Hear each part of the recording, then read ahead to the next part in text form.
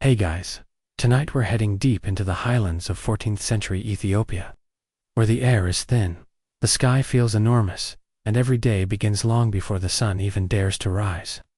Picture this: you're lying on a simple woven mat, in a stone house perched high above the valleys of Axum. Outside, the wind rustles through dry grass and acacia branches. Roosters crow in the distance like they're in competition, and somewhere nearby, a family stirs to life with the clinking of pots over a low-burning fire. There's a rooster crowing outside your window, but that's not the alarm clock you dread. It's the aching cold that seeps through the floor and into your bones. There's no heater, no slippers. Just you, wool blankets, and the muffled noise of people already heading toward prayer. Welcome to your morning scribe edition. You're going to spend this entire day doing something that sounds dull to modern ears: writing. And yet, by the end of it, you'll have touched the sacred, argued about margins, and possibly fended off a goat. You probably won't survive this job without a strong back and an even stronger bladder. Latrines are rustic and uphill. So, before you get comfortable, take a moment to like the video and subscribe, but only if you genuinely enjoy what I do here. And tell me in the comments where you're watching from, what time it is right now in your corner of the world. Now dim the lights. Maybe turn on a fan for that soft background hum. And let's ease into tonight's journey together. The air is still cold when you sit up. You rub sleep from your eyes, careful not to knock your only ink-stained tunic off the hook by the door. Outside, mist clings to the hills in layers, like veils of gauze, and the clay tiles of your roof glisten with dew. The light is barely silver, just enough to see the outlines of objects in your small stone room. Your satchel hanging by a strap, your scribal tools laid out in the wooden tray you carved yourself last winter. You reach for the shawl draped over your shoulders and wrap it tighter as you cross the room, barefoot on rough stone. You wince. The floor is cold enough to make your toes curl like a startled hedgehog. You push open the wooden shutter. No glass. Of course, just open slats that creak like an old man's knees. Below, the path snakes downward through tiny patches of sorghum and wild rosemary.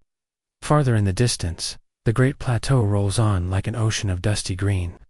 Smoke curls up from neighboring rooftops, and somewhere a mule brays like it's got gossip to share. You stand there for a moment, breathing in the scent of earth and wood smoke, and just the faintest trace of cardamom coming from your neighbor's hearth. You're awake technically, but not alive yet. That will take coffee and prayer. And coffee again. You shuffle to the corner of the room where your water basin sits, filled last night from the communal spring. It's cold almost offensively. So you dip your fingers in and splash it on your face with the enthusiasm of a reluctant martyr. There's no mirror, just a polished copper dish that gives you a vague idea of your face: dark-eyed, ink-flecked, slightly crooked nose from a fall during childhood. You pat your face dry with a cloth that's halfway between linen and sandpaper. Then roll your shoulders to shake off the sleep. A knock at the door. It's your neighbor's daughter bringing you a clay cup of hot Buna coffee. Not the syrupy brew of modern cafes, but something earthy, boiled with spices, and served without sugar. You thank her with a nod, too groggy to speak yet. You sip, and immediately, your day takes a small turn for the better. It's warm, bitter, and absolutely necessary. Ethiopian scribes may have written holy words, but no one said they did it without caffeine. As you drink, you glance at your satchelier. Entire day fits in there.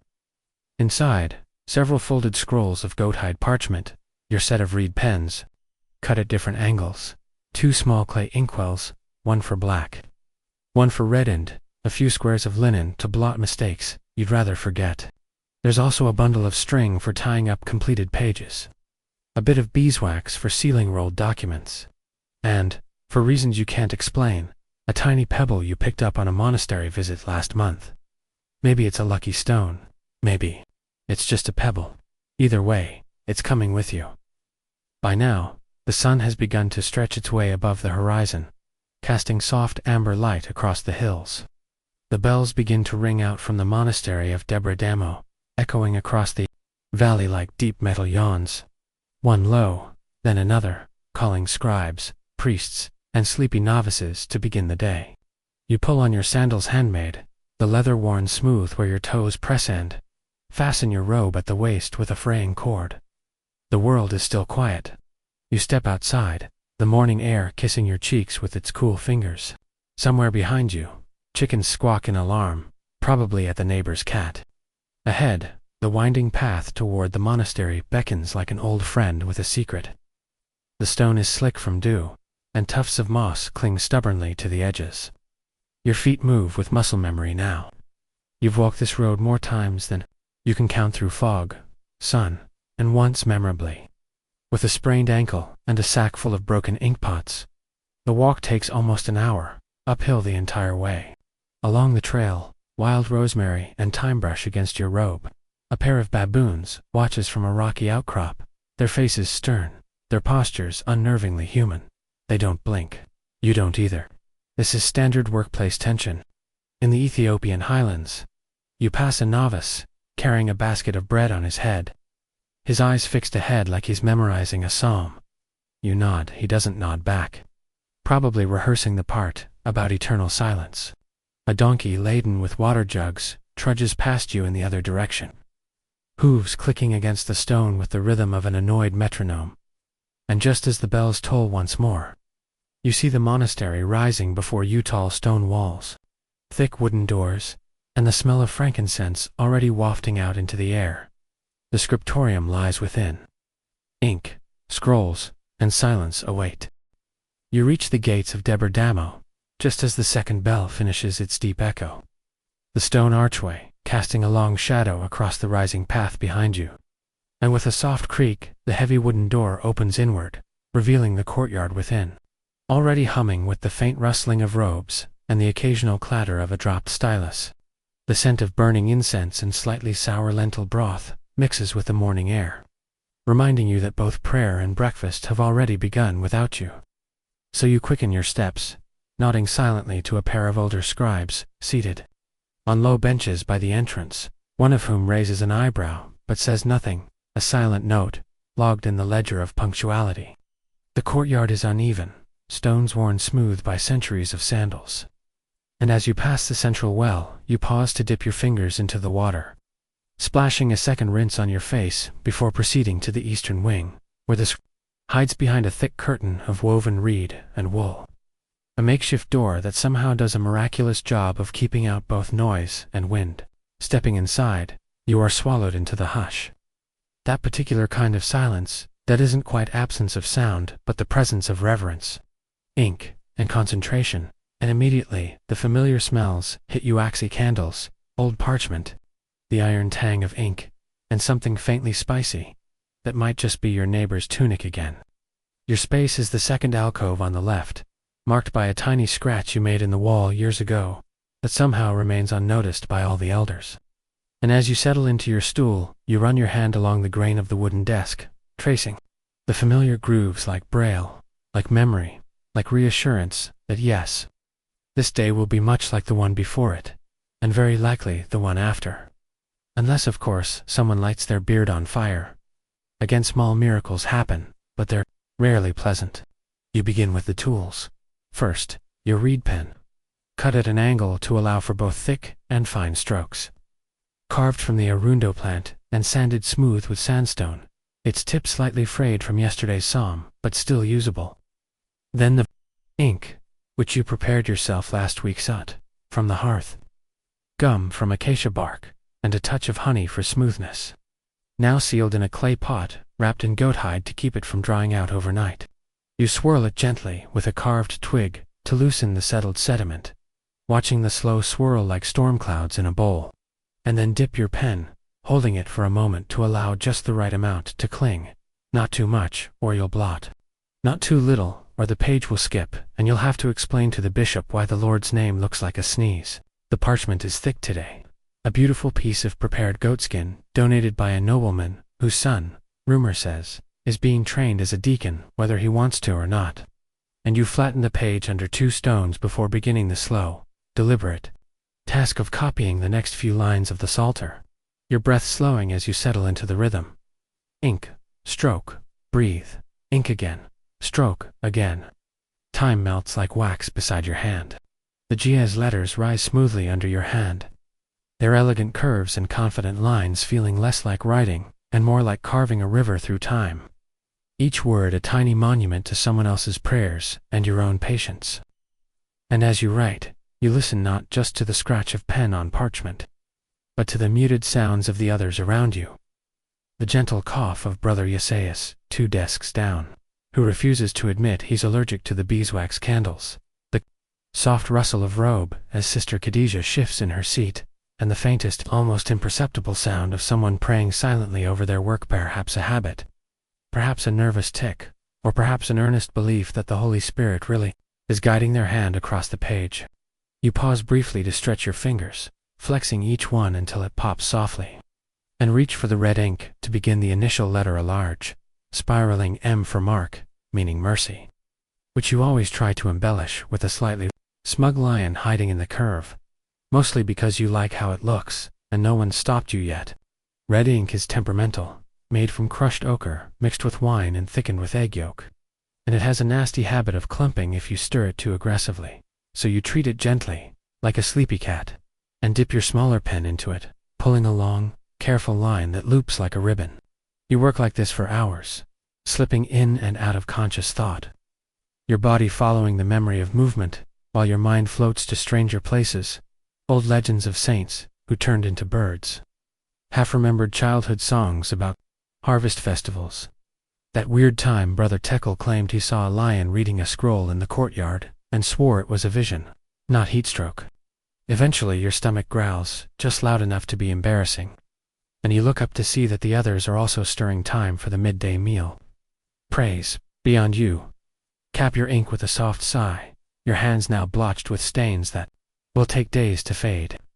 As you stand, your knees crack like dry twigs, and you mutter a small prayer that tomorrow won't be quite so damp, because the chill makes everything feel 5 years older. You step out of the scriptorium into the sharp light of noon, blinking like a lizard, and head toward the refectory where lentils, injera, and soft debate about saints and syntax await, and as you walk, you can't help but feel a quiet satisfaction settling over you like a well-worn shawl, not for glory, or holiness, or even good penmanship, but for the simple fact that in this quiet corner of the world, you have written something that just might outlive the dust on your sandals. The sun hangs almost directly overhead by the time you step into the refectory, a long, low stone building that always smells faintly of roasted barley, beeswax, and someone's unfortunate decision to store garlic near the incense supplies again. And as your eyes adjust to the dimmer light, you spot a few familiar figures already seated on the woven mats along the far wall. Bowls in hand and heads bowed, not in prayer, but in the sort of solemn concentration that only a tired scribe gives to lunch. You move toward your usual spot, near the west window, where a tiny breeze sometimes creeps in and stirs the edge of your robe. And you lower yourself to the mat with a quiet grunt, your knees reminding you once again that scribes age in dog years, and by now yours must be eligible for sainthood based on joint pain alone. A novice appears from the side, with a wooden bowl half filled with lentils, a scoop of stewed greens, and 2 sheets of injera folded like sleepy birds, and you nod your thanks without a word, saving your breath for chewing, which in itself requires a certain amount of focus, given that today's lentils appear to have formed a unified resistance to both salt and flavor. Still, it's food, it's warm, and it wasn't prepared by you. So by the standards of monastic dining, it's practically a feast. And you tear the injera slowly, using it to scoop the lentils, while your ears pick up the low hum of conversation building around you like a gentle tide. Brother Teledros is halfway through a dramatic retelling of a grammar argument he had with the bishop's assistant. Something about whether divine pronouns require red ink on feast days. Historians still argue whether that particular bishop ever truly cared, or simply enjoyed the chaos it caused in the scriptorium. And Sister Khadijah chimes in with a perfectly deadpan remark about the red ink apocalypse of last Lent, when half the ink supply went missing and several junior scribes had to write their capital letters in crushed berries. Laughter ripples gently across the room, not loud or boisterous, but the kind of shared, weary amusement that comes from hours of ink-stained solitude and stiff backs. And as you chew your final bite of injera, you catch yourself smiling, not because anything particularly joyous has happened, but because, in this small stone room, in a corner of the world many forget exists, you are surrounded by people who understand exactly why you once rewrote an entire scroll because of a crooked line in the fourth verse. After lunch comes a short period of rest, and though it's officially called quiet contemplation, most of you treat it like a sanctioned nap. So you step outside and find your usual spot beneath the fig tree near the north wall, where the branches droop like sleepy eyebrows and the leaves whisper ancient secrets you're too tired to translate. You sit with your back against the trunk, your satchel in your lap, and let your eyes flutter shut. Not quite asleep, but somewhere in that warm, humming space, where the world softens around the edges, and your mind drifts through thoughts like a lazy bird gliding over parchment hills. You think of the scroll you were working on, the curve of the M still dancing in your head, and wonder if it's true what Brother Johann says that the angels assigned to scribes can't read, but they trace each letter with their fingers anyway. Trying to understand why mortals are allowed to write down the words of the divine. A breeze lifts your hair gently and you lean your head back against the tree, listening to the distant tolling of bells marking the end of rest and the return to labor. And with a sigh that feels both heavier and lighter than expected, you rise, brush the dust from your robe, and begin the short walk back toward the scriptorium. Inside, the light has shifted, softer now, filtered through the high, narrow windows, and casting long bands of gold across the floor like forgotten bookmarks. And you return to your seat, uncapping your ink and smoothing your parchment with the reverence of someone handling both scripture and a sleeping cat, neither of which tolerate mistakes. The afternoon assignment is different, not scripture, but a legal document. A marriage contract commissioned by a merchant whose daughter is to wed the son of a spice trader from the southern province.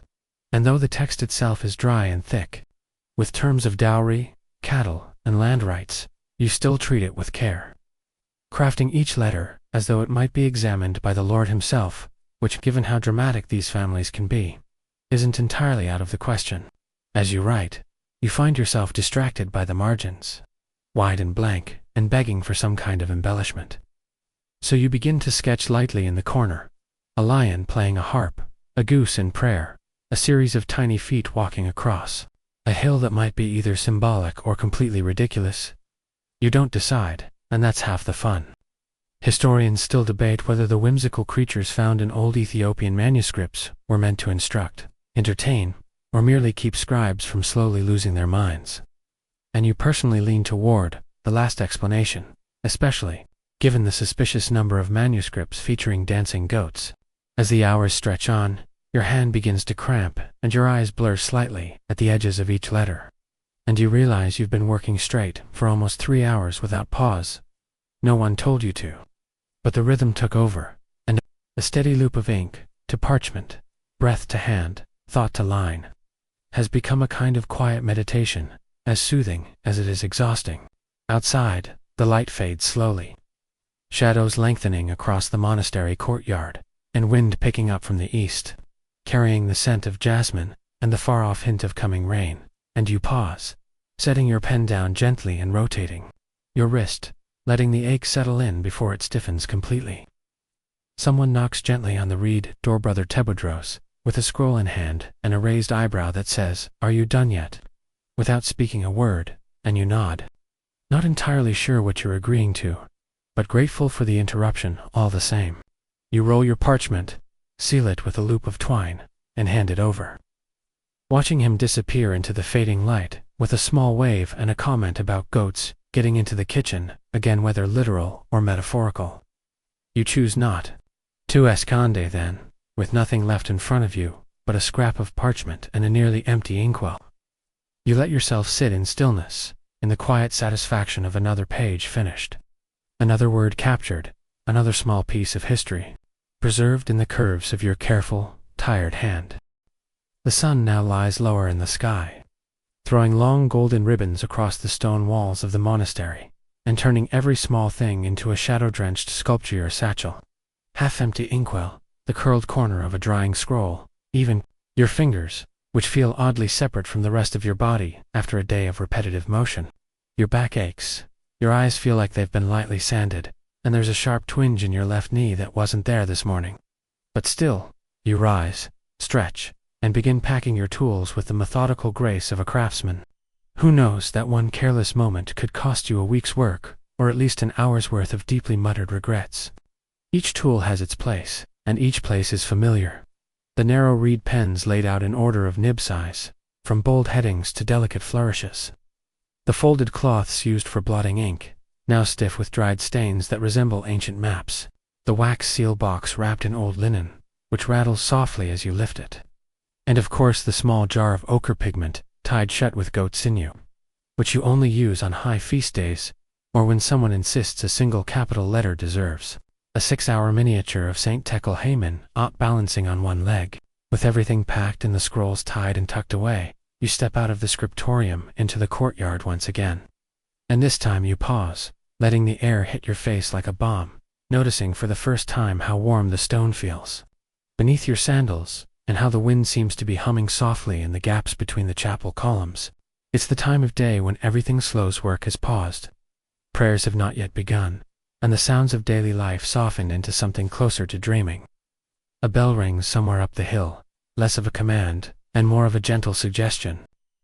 And as you cross the courtyard, you find yourself drawn toward the eastern cloister, where the walls are older, the stones a little more weathered, and the ivy allowed to grow wild and unchecked, curling up the archways like green punctuation marks.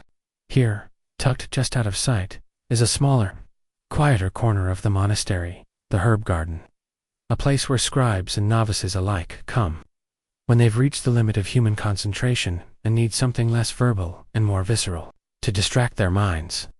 The scent hits you first: basil, mint, chamomile, and the unmistakable bite of rue, which Brother Dowett insists helps his eyesight, though most of you suspect it's just because he likes the smell. You walk slowly between the raised stone beds, trailing your fingers over the leaves, letting the plant oils coat your skin with their sleepy perfume. And for a brief moment you feel like you could lie down in the dirt, right between the sage and lavender, and fall asleep before anyone notices you're missing. But before you can seriously consider this, you hear the soft creak of sandals behind you, and turn to find a visitor approaching. Not one of the scribes, or the regular monastery staff, but a trader, tall and dark-robed, with a leather scroll case slung across his shoulder, and a worn wooden staff in his hand. He introduces himself as Mercurian, a name that tells you he's come from Nubia, possibly even farther south, along the Nile, and when you ask him what brings him here, he smiles in a way that suggests he's answered this question more times than he's eaten bread, and replies simply, "Knowledge seeks shelter." And sometimes, that shelter is a quiet monastery on a windy hill, which may be a dodge, but it's poetic enough that you let it slide. He opens his scroll case carefully, with the reverence of a priest or a father presenting a newborn, and removes a single rolled parchment tied with a strip of faded blue linen. As he unrolls it, your breath catches slightly, because this is no ordinary scrolets, written on a material you've never seen before. Smoother than goat parchment, almost translucent in places, with letters that loop and twist in a script you don't recognize, though it carries hints of Coptic and something far older beneath it. You trace a line gently with your finger, not touching the ink itself, but hovering just close enough to feel the power of it. The weight of someone else's hand reaching across time to whisper secrets you're not quite ready to hear.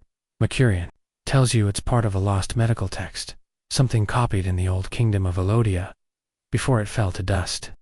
And though you know you'll never be able to fully translate it, you promise to take it into the archive, to protect it, and, maybe if time permits, to try decoding a few lines if only to say you've spoken to a ghost. You part with a soft blessing, and he disappears into the falling light, his staff tapping against the flagstones with a rhythm that stays with you long after he's gone. By now, the evening prayer bell is tolling, and you make your way to the chapel where the others are gathering, the light inside dim and honey-colored, the shadows long and soft as wool.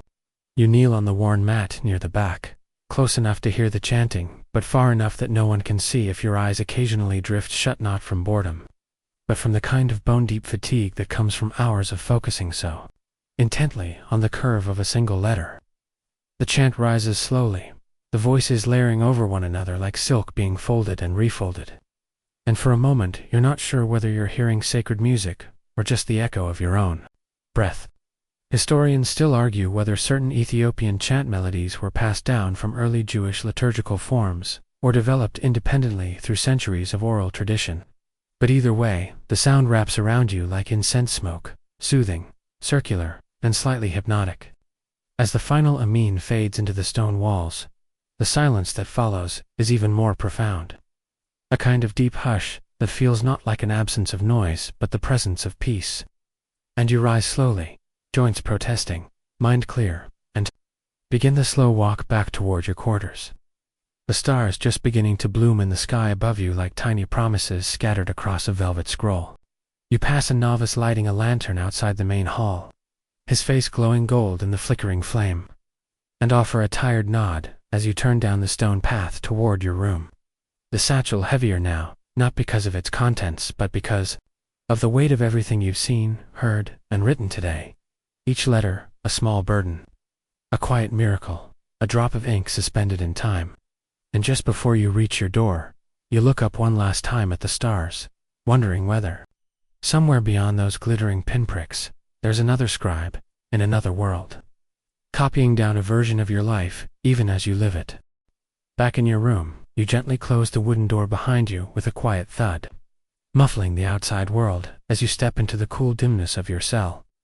A space so small and bare, it could barely accommodate a bedroll and a shelf, and yet, to you, it holds the weight of a lifetime's worth of habits and quiet routines. The air inside is dry and still, carrying the faint scent of old paper, pressed herbs, and a sliver of candle smoke from the stub you left extinguished this morning. And as you remove your satchel and set it down with the same reverence someone else might offer to a sleeping child, your hands instinctively reach for the clay pitcher in the corner, still half filled with rainwater from the last collection, cool, clean, and enough for a sip and a splash to mark the transition from work to rest. Your fingers are ink-stained and stiff, your shoulders aching in that dull, respectable way that comes only from honest labor, and as you wipe them with a scrap of cloth worn soft with years of use, you hear the faint scratching of claws behind you, a sound you've come to recognize instantly.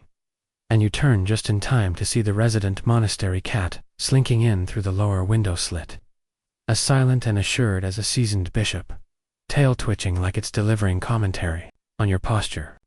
This cat, whose name has changed so often that now no one calls it anything at all, simply pauses, glances at your scroll satchel as if evaluating whether it makes a suitable bed, then jumps up onto the shelf and curls into a tight ball of purring fur, tail covering its nose, leaving you with the low rumble of feline approval and the unshakable sense that you've just been judged and found adequate.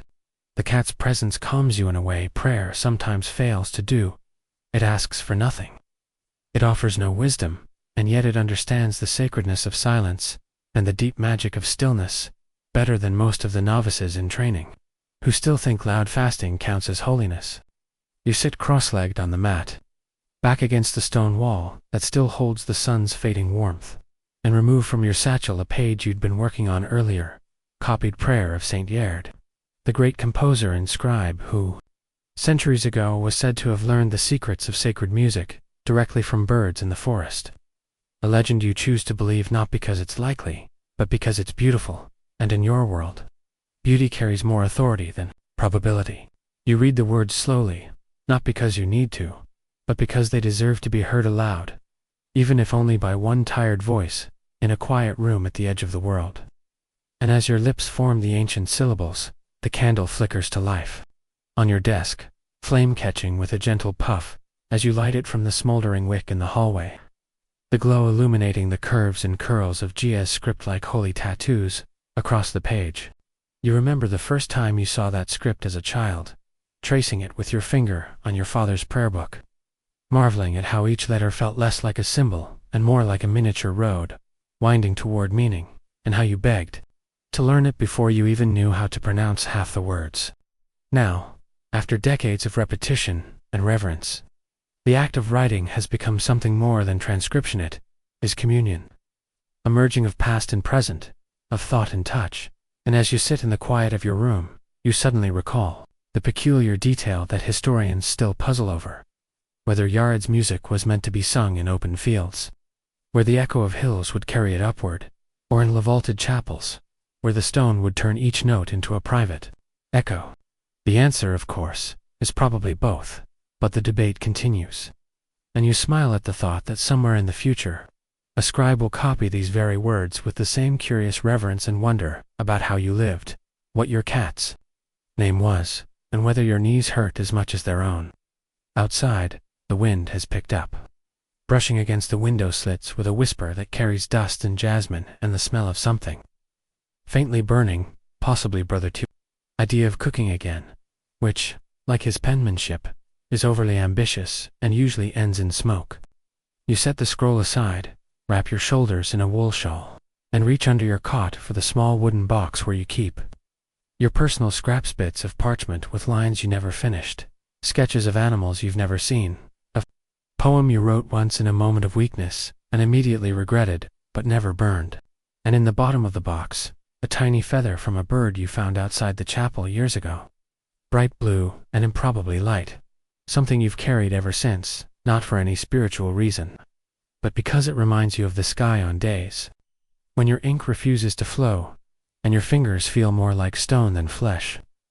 You close the box slowly, savoring the click of the latch, and lean back, letting your head rest against the wall as the candlelight flickers in tandem with your thoughts.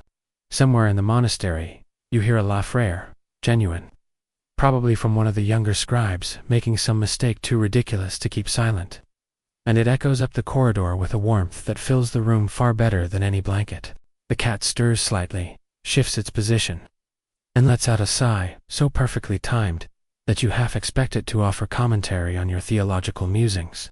You reach for your inkwell once more, this time not for work, but for the quiet pleasure of freehand writing, the kind where no one will check your margins, where no bishop will argue about ink color, and where your hand can move like wind over water, forming lines that don't need to last forever to matter in the moment. You write a single phrase, let the light fall gently, and you let it stand alone on the parchment, unadorned, no flourishes, no embellishments. Because sometimes the simplest things are the hardest to say and the most comforting to read. And as the candle burns lower, and the shadows deepen, and your breath slows to match the flicker of the flame, you sit in your quiet little room, with your cat, your scrolls, your aching fingers, and your tiny, beautiful scrap of the eternal.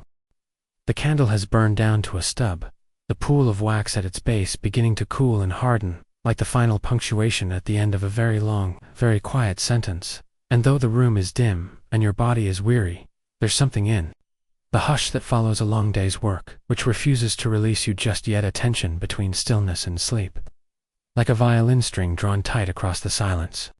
Outside, the night air has taken on that crisp clarity only found at higher altitudes, the kind that makes every scent, every sound, feel just a little more immediate.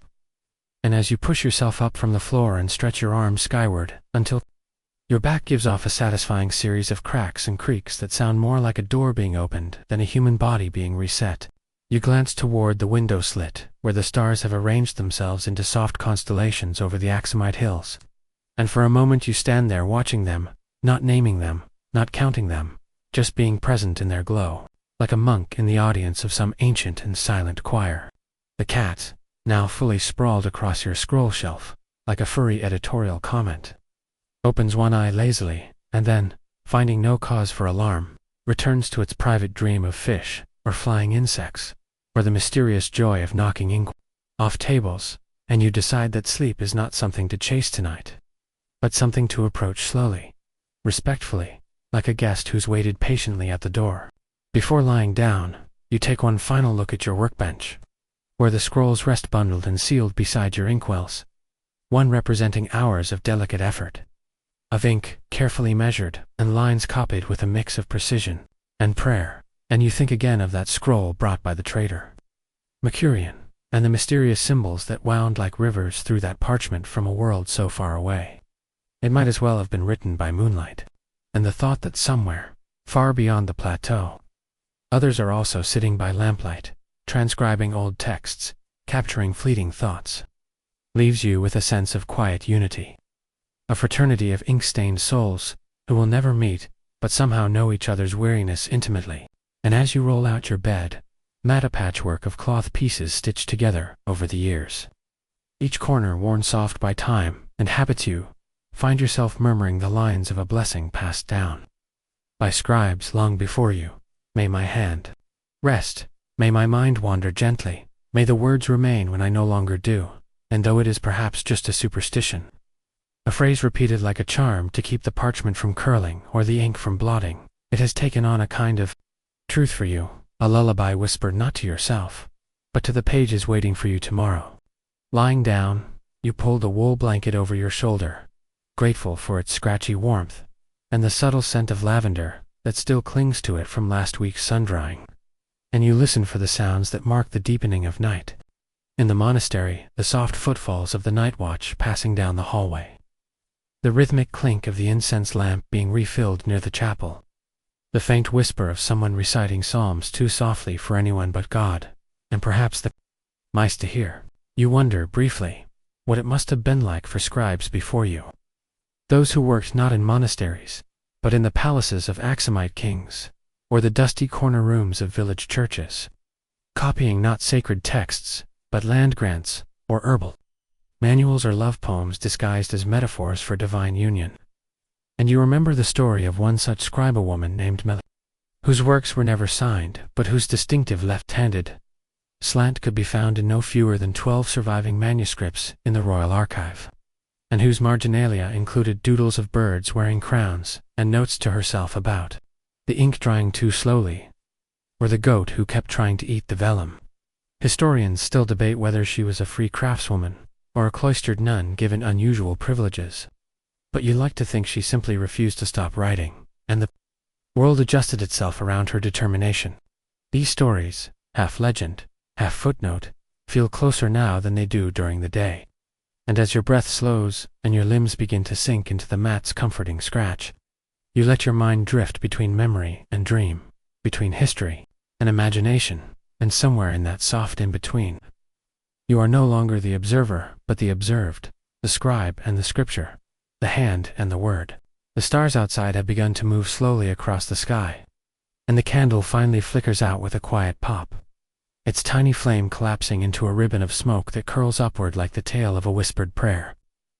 Your final thoughts before sleep are not words but impressions, the rustle of parchment, the glow of red ink on a holy day, the creak of a reed pen across goat hide, the way silence in the scriptorium feels like water just before it breaks into rain, and, as your eyes close and your breathing deepens, the cat stirs once more and shifts beside you, its warmth pressing gently against your side as though to remind you that tomorrow will come. Ink will flow, letters will dance, and once again, you will rise before the sun to write the world back into being. The world returns to you not all at once, but in careful fragments, a faint creak of wood as the monastery begins to stir. The distant toll of the first bell echoing softly through the stone corridors, the cold air brushing against your face, like a whispered reminder that dawn waits for no scribe, not even one with aching joints and sleep still curled in the corners of their eyes. Your limbs are stiff, but the kind of stiffness that feels earned rather than endured. And as you sit up slowly, blanket slipping from your shoulders, and the cat letting out a theatrical sigh of protest as it tumbles off the shelf, you feel the odd piece of continuity, of waking once again to a life you know intimately, down to the very grain of stone beneath your bare feet. You move through the motions of rising like a monk in a private ritual first. Splash your face with cool water from the pitcher, just enough to banish sleep, but not so much as to feel shocking. Then stretch your arms until your shoulders pop. Encircle your wrists as if winding up the hands of a clock, and finally, step into your robe. Its heavy folds sliding over your frame with the comforting weight of familiarity. There's no mirror in your salvinity, and all that. But you catch a glimpse of your reflection in the burnished brass of your ink lid, and note the usual mess of hair. The ink blot on your cheek, that must have happened sometime during last night's freehand scribble, and the steady, unhurried eyes of someone who has copied more words than most people have ever spoken. Stepping out into the hallway, you're greeted by the scent of the world waking up, roasting barley from the kitchen hearth. The sharp tang of wet stone as the dew begins to lift from the courtyard, and the faintest note of fresh parchment, laid out yesterday in the sun to dry, its edges curled slightly like autumn leaves, waiting to be pressed into use. You nod silently to the two novices sweeping the corridor, their eyes still heavy with sleep, but their brooms moving in wide arcs that scrape gently against the flagstones. And one offers you a lopsided smile, clearly unsure whether to greet you or not, since technically, you're already halfway into your working day by monastery standards. Instead of heading to the scriptorium right away, you take a detour to the eastern wall, where a narrow ledge runs along the outer edge of the compound, a spot that offers a view across the hills and valleys, far beyond the monastery walls, a tapestry of mist and light, where the rising sun paints long golden lines across the terraced fields below, and the occasional herder can be seen guiding sleepy goats along a path that looks too narrow for even a whisper to pass without falling. You stand there for a moment, letting the wind tug at your robe and the sun warm your cheeks, and you think again of that strange scroll brought by the Mercurian Travellet's language, its script, and the way it seemed to hum beneath your fingertips, like a chord waiting to resolve itself. Historians still argue whether the script was an early form of Proto-Nubian medical notation, or something even older. Possibly a hybrid system developed along the trade routes that once connected Axum, Meru, and the Red Sea ports in a glittering web of commerce and culture, long since buried by dust and time. Either way, the thought that such a scroll now rests in the quiet vault beneath your scriptorium fills you with a strange kind of joy. Not pride exactly, but the satisfaction of being a link in a chain so long and tangled it stretches both backward into myth and forward into uncertainty. Eventually, the second bell rings, its tone fuller, more insistent, the universal signal for everyone to stop dreaming and start doing. And you make your way back toward the scriptorium, the stone beneath, your feet warming slowly as the sun climbs higher. Inside, the light is different this morning, filtering through the high slits like melted honey, soft and golden. The kind of light that makes everything feel more sacred than it probably is. And as you unpack your tools, your hands fall into their usual rhythm: inkpot, reed pen, blot cloth, pigment jar, knife for trimming nibs, spare parchment, and the wax box with the seal you rarely use but always carry, just in case someone insists on authenticity. Today's task is a tricky one, a copy of a psalm, yes, but not just any psalm. This one is destined for the bishop's personal library. And rumor has it, he's unusually fond of ornamental flourishes, and has a particular affection for lions, in the margins, provided they look properly regal and not too cheerful. Which unfortunately rules out your favorite lion sketch, the one with a lazy eye and slightly sarcastic expression. Still, you adjust your posture, say a quiet prayer to Saint Yerd and maybe Saint Tekel Haymanot, for good measure, and begin. The first stroke is always the hardest, but then your hand remembers what your mind forgets, that it knows the weight of these letters, the angle of these lines, the dance of curve and hook and tail that forms each sacred syllable like a step in a ritual, both ancient and strangely personal. Around you, the quiet hum of other scribes fills the room, the soft scratching of pens, the occasional cough, the rustle of robes as someone shifts to relieve a cramp, and the barely audible mutterings of someone practicing their lines aloud under their breath, either to commit them to memory or to ward off mistakes by sheer force of repetition. Time melts as you work, and though the psalm is long and the bishop's tastes are, shall we say, ambitious, there's a deep calm that settles in your chest as the hours pass, understanding that in this room, in this moment, nothing exists except you, the parchment, and the slow unfolding of meaning as your pen guides ink across skin, transforming emptiness into prayer, one letter at a time. And when at last you pause to stretch your neck and look up, the light has shifted again, angled now into the corners of the room, like the gentle touch of a hand reminding you that you're not alone, and that this work slow, repetitive, quieties, not merely transcription, but translation of the invisible into the visible, the divine into the mundane, the eternal into something that fits within the span of a human breath. You don't realize how deeply you've sunk into your work until a warm waft of steam from the corridor brushes past your nose lentils again. This time, with a hint of fenugreek, the involuntary rumble from your stomach pulls you up from your parchment like a fish yanked from water by a sudden tug on the line. Blinking, you glance down at the page beneath your hand, where the bishop's psalm now glows softly with careful letters. each loop and ligature anchored in the geometry of patience, and despite your earlier concerns, your lions do look reasonably regal. One even manages to glare impressively at a passing deer in the margin, which you decide must symbolize vigilance, or at the very least, territorial annoyance.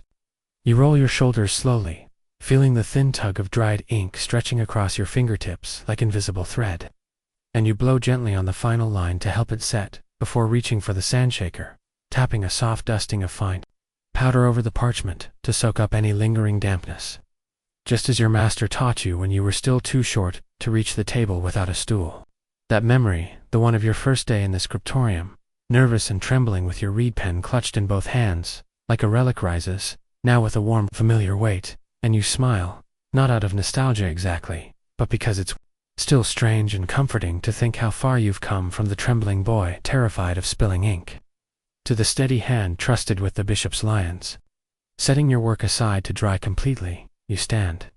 Stretch again, until your spine cracks in 6 satisfying places, and shuffle out of the scriptorium, into the corridor now alive with soft chatter, and the scuffing of sandals, as others drift, toward the refectory, where the midday meal waits like a well-earned comma in the long sentence of the day. The light in the courtyard has mellowed to a buttery hue, and the fig trees sway slightly in the breeze, their leaves hushing the world like the pages of a great book, slowly turning. And as you make your way along the worn stone path, you're intercepted by a young novice, barely 12, eyes too wide, hands ink-stained, already, who holds out a scrap of parchment and asks, with great seriousness, how you keep your capital letters from drooping like tired goats. You bite back a grin and squat beside him, taking his pen gently and showing how a single angle of the wrist makes all the difference. How the lift of a tailstroke adds elegance, how the illusion of divine order is created, not by flourishes, but by control, consistency, and reverence for the space between lines. Like breathing, you say, tapping the paper. Each letter should leave room for the next, as if it knows it isn't alone. And the boy nods solemnly, as if you've just passed down a secret scroll from heaven, and trots off toward the shade with renewed determination and slightly better pen control. Inside the refectory, the air is thick with warmth and the comforting scent of slow-cooked lentils and baked barley bread, and you settle into your usual spot near the west window, where the breeze tickles the edge of your robe and you can watch the shadows lengthen across the courtyard.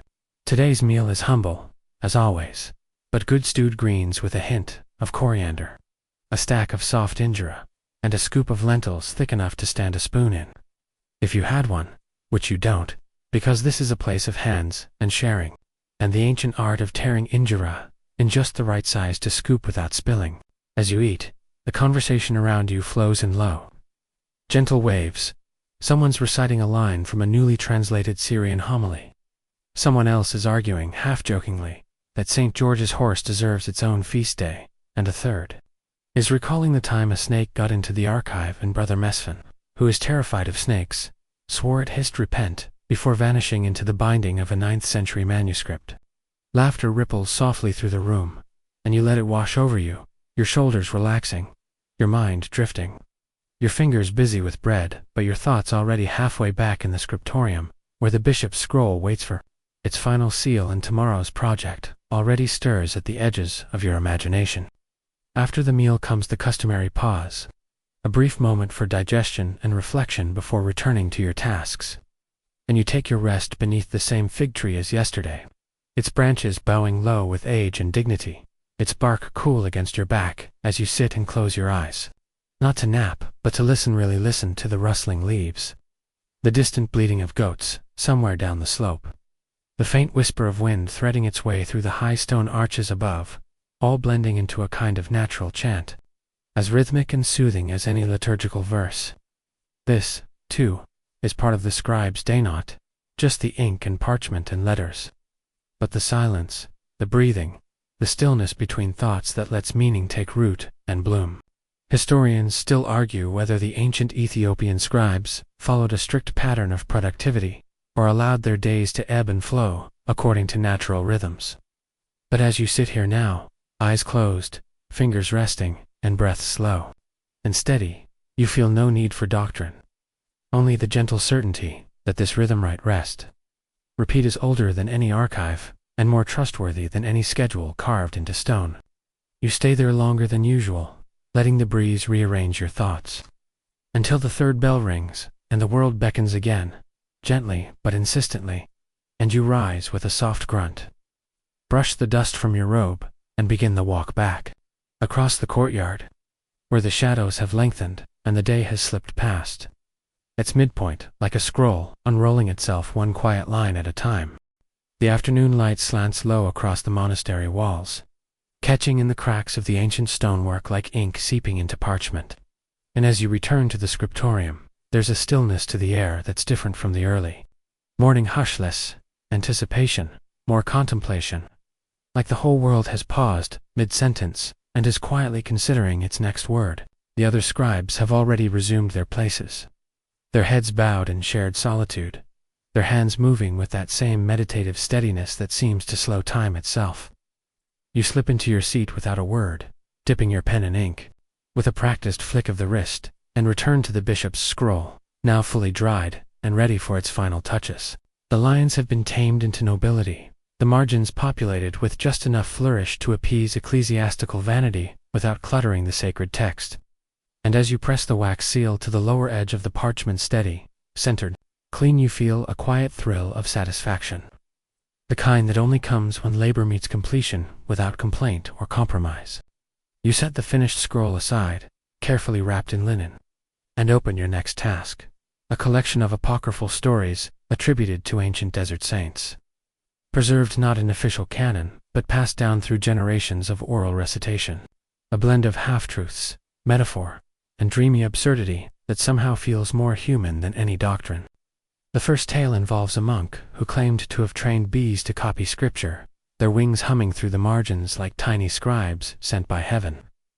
You smile at that, not because you believe it, but because you want to.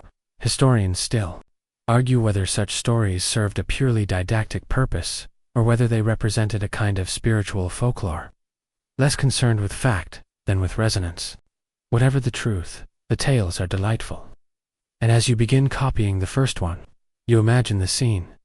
The monk kneeling patiently as the bees hover over a leaf of vellum, their movements erratic but determined, like all apprentice scribes. Your hand moves easily across the page, the Gia's letters taking form with a rhythm that feels closer to music than to language. Each one a little boat carrying meaning across the sea of time. In the quiet of the room, you become aware of the small sounds again, the scratch of a pen catching on a coarse patch, the soft sigh of a novice, too proud to admit he's made the same mistake 3 times in one line, the gentle clink of a bottle as someone refills their ink. Outside the window, a lone bird calls, its cry echoing faintly across the hills, reminding you of the chants of Saint Yerd and his famed inspiration from the natural world that seeps into everything here. Even when the doors are closed and the scrolls are open, you pause midline to stretch your fingers and glance at the parchment before you. It's not perfect, your tail on the third letter dipped too low, and your spacing between lines is tighter than usual, but it's alive, the kind of page that breathes when you look at it, and you make a mental note to include a marginalia drawing of a bee on the next folio. A little tribute to the monk who believed in divine insects. You think back to a question once posed during a monastery debate. If God wrote, would his ink ever smudge? It was meant as a joke, of course, but you've thought about it more than you'd admit. Maybe the smudges are part of the divinity. Maybe imperfection is just another form of sacred handwriting. As the hours slip past, your thoughts drift to, moving between memory and imagination, like a thread pulled gently through soft cloth. You recall the time a royal emissary visited the monastery to commission a scroll for the emperor's wedding, a document so lavish it required powdered gold, saffron-stained edges, and a miniature of Solomon holding hands with the Queen of Sheba while riding matching lions. It took 3 months to complete and nearly drove the entire scriptorium mad, especially when a goat wandered in and chewed a corner of the original draft. You weren't even mad. It was a particularly literate-looking goat. That scroll is probably still in a royal vault somewhere, untouched and unread. But the memory of its making lives here, in this room, in your hands, in the way your fingers twitch slightly whenever you smell saffron. Outside, the wind picks up, whistling softly through the slits in the stone. And you close your eyes for just a moment to listen to the way it plays against the old wood and rattles the parchment edges like turning pages. The room has grown a bit cooler now, shadows thickening in the corners. And you light the second candle on your desk, watching its soft glow push back the dim. There's something deeply satisfying about candlelight in a scriptorium. It doesn't just illuminate the page. It transforms it. Each letter flickers slightly, dancing on the edge of being and not being. And you wonder, as you often do, if this is how the world began, not with thunder or flame, but with a single word written slowly in the dark, by hand, with care, and as your pen moves again, shaping a line about a saint who blessed his ink to repel demons. You chuckle softly and whisper, if only, because while your ink may not keep spirits at bay, it has, at least, managed to hold together one more quiet afternoon in the life of a scribe. By now, the sun has begun its slow descent behind the ridgeline, painting the monastery walls in soft amber and streaking the sky with dusky rose and lavender hues that settle like a blessing over everything they touch. The candle beside you flickers more brightly in the growing shadows, its flame swaying with every small movement of air, as if it too were listening to the gentle rhythm of your pen gliding across the parchment. You're midway through copying the second apocryphal tale, this one about a hermit who claimed he could survive for days on nothing but the scent of incense and the occasional sip of rainwater caught in a bowl of polished obsidian. It's a lovely story, oddly implausible, but strangely moving, and you take care to copy it faithfully, preserving not only the text but the curious tone of it, as if the tale were half remembered from a dream, rather than told in waking confidence. Your fingers are beginning to ache again, a slow, persistent throb that pulses through your knuckles like an overused hinge, and you shake them out gently before dipping the reed pen once more into the dark pool of ink. That simple gesture, dipping, lifting, letting the excess drip, once has become so ingrained that it feels almost unconscious, like breathing or blinking, and you marvel at the way your body has become a vessel for the work, your hand, the bridge between the invisible world of ideas and the tangible realm of scrolls, and you pause for a moment to look out the narrow window slit beside your desk. Below, the fields are shifting into deeper shades of green and brown, and in the distance, a column of smoke rises from a cooking fire. Perhaps in the village beyond the trees, or from one of the small roadside shrines where travelers light bundles of incense as offerings before they press onward. That quiet upward curl of smoke reminds you, unexpectedly, of the scribe who used to sit in your place years ago. Thin man with eyes like flint and a laugh that always sounded slightly surprised to be let out.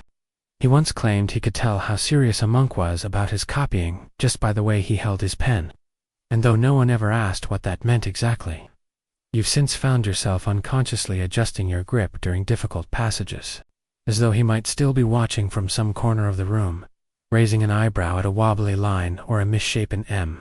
His absence is felt most clearly in the way his corner of the scriptorium has been left untouched, the desk still bearing a few dried ink blots like fossilized thoughts, and a tiny stack of worn papyrus scraps too faded to use but too meaningful to discard. Historians still debate the role of scribes in transmitting not just words, but emotion, memory, and personality, whether the rhythm of a sentence, the tilt of a penstroke, or the choice of margin embellishment might carry some echo of the scribe themselves. And as you carefully draw a vine curling around a heading, you find yourself hoping that's true, that maybe centuries from now, someone running a finger across your page will feel the faint trace of a chuckle, a sigh, or a moment of stillness, too subtle for words. The apocryphal scroll is nearly done now. The final tale, a brief account of a saint who taught birds to sing the psalms in alternating octaves, which you choose to believe entirely, because you've heard the wind rustling through the reeds in just such a way that it felt like music, woven from memory. Your cat, who had wandered off after breakfast in pursuit of something mysterious and probably edible, returns now through the window, landing silently on the bench beside you and curling up without fanfare, tail twitching.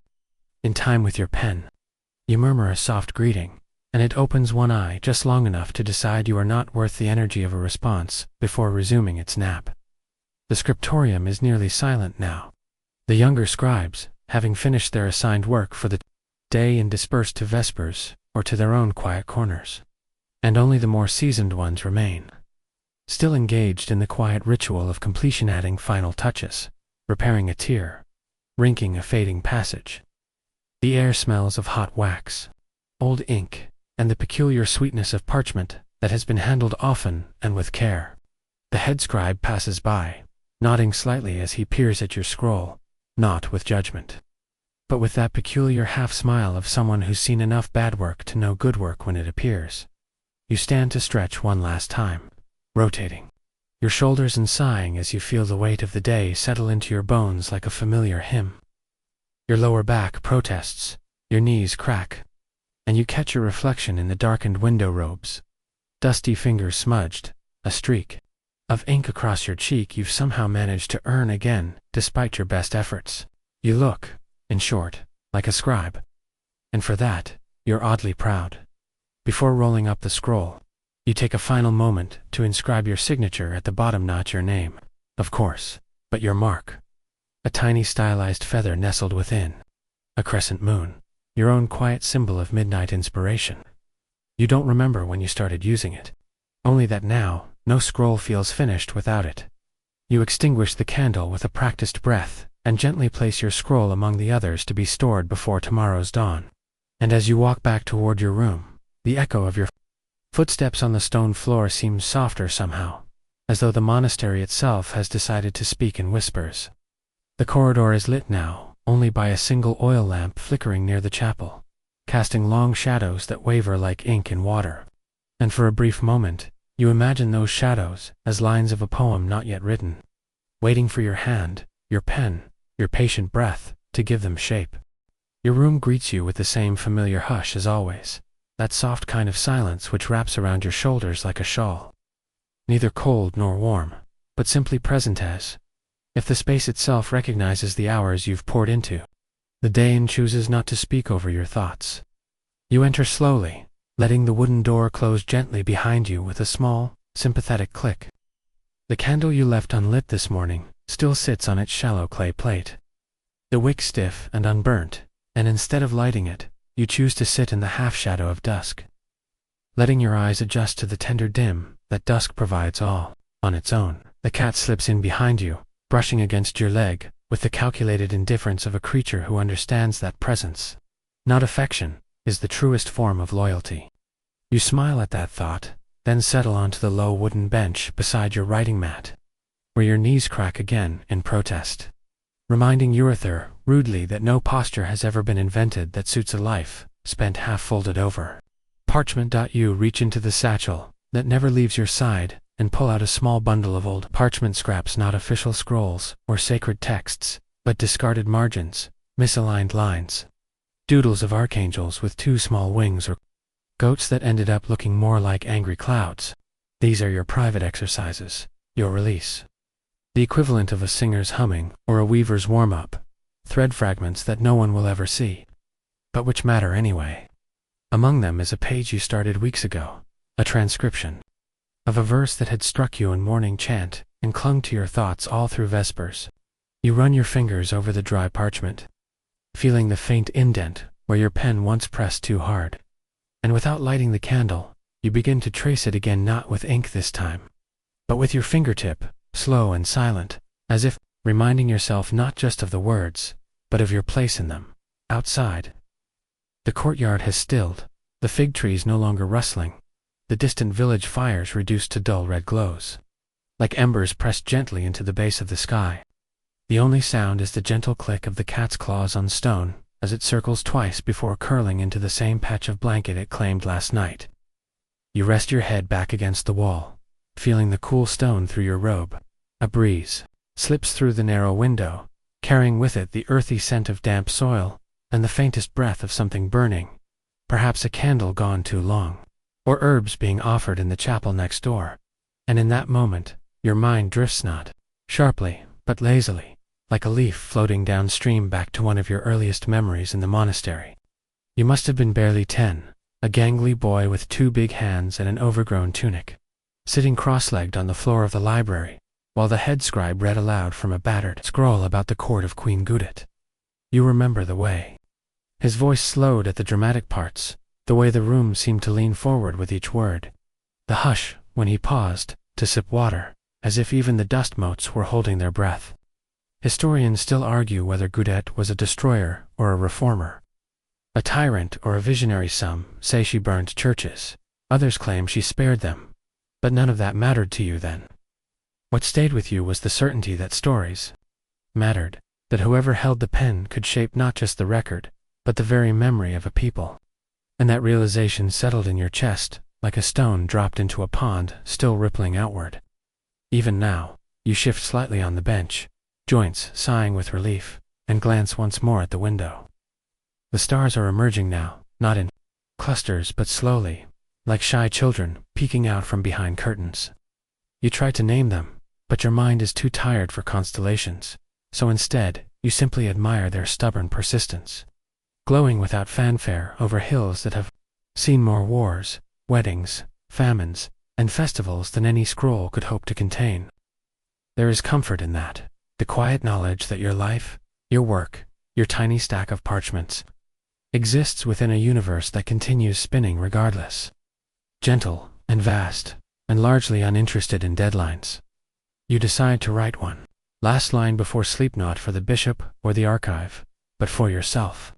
You unroll a clean scrap, dip your pen once, and write in your neatest, quietest hand. Let tomorrow come slowly. Like the opening of a scroll no one rushes to read. You read it over, then set the page aside without blotting the ink, letting it dry at its own pace. Some things, you've learned, don't need to be hurried.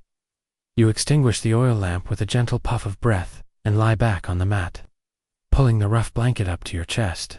The stone beneath you is unforgiving, but your body knows. It's shaped by now, and the aches are old friends who no longer demand explanation. The cat shifts beside you, warm and quiet, and you close your eyes to the sound of its breathing, the softness of its presence grounding you like punctuation at the end of a long sentence. The darkness wraps around you, now not the heavy dark of despair, but the tender dark of rest, the kind that invites rather than obscures. And as your thoughts slip gently into the space between memory and dream, you carry with you the faint scent of ink, the shape of letters still echoing on your fingertips, and the quiet joy of a day spent writing the world into meaning. When you open your eyes again, it is not because of any sound or movement, but because the light has changed. A silvery blue dawn has begun to leak into the room through the narrow slit of the window, soft and watery, as though the sky itself is still half asleep.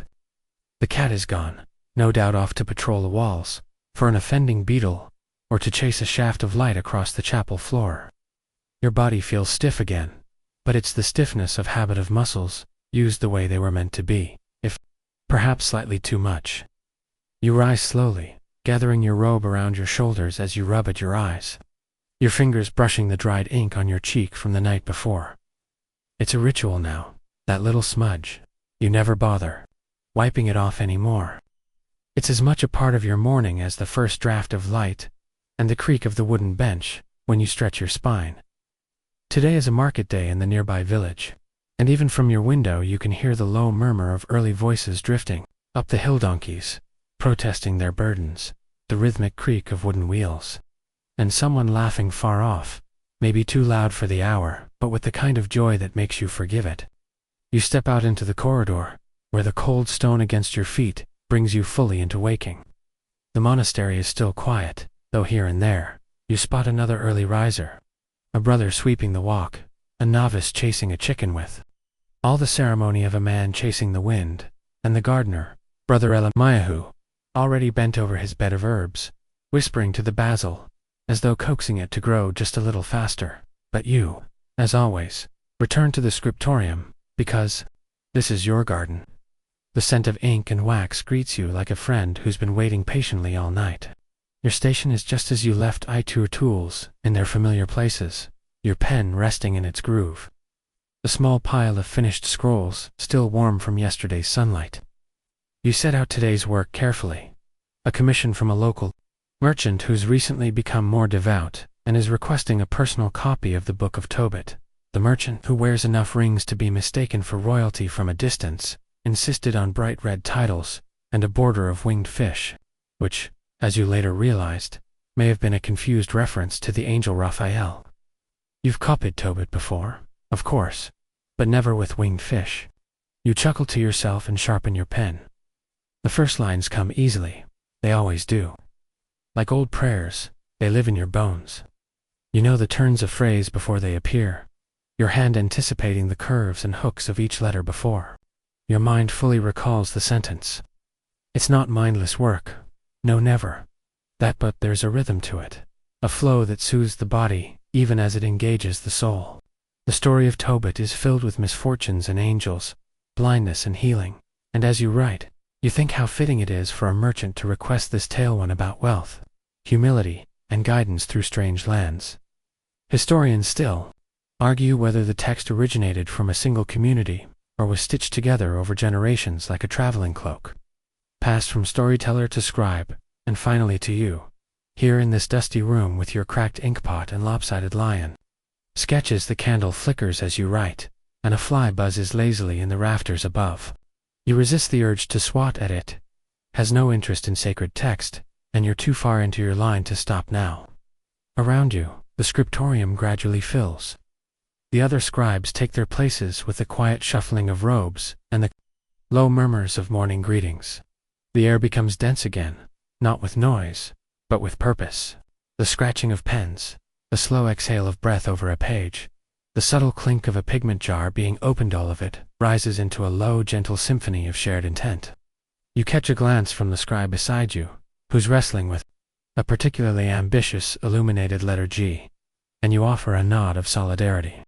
It's the same look scribes have given each other for centuries. This will take all morning, won't it? And indeed it probably will. By midday, your back aches, your knees are numb, and you've managed 3 folios, each more detailed than the last. Your winged fish are shaping up nicely, somewhere between trout and cherubimand. You're beginning to enjoy the absurdity of them.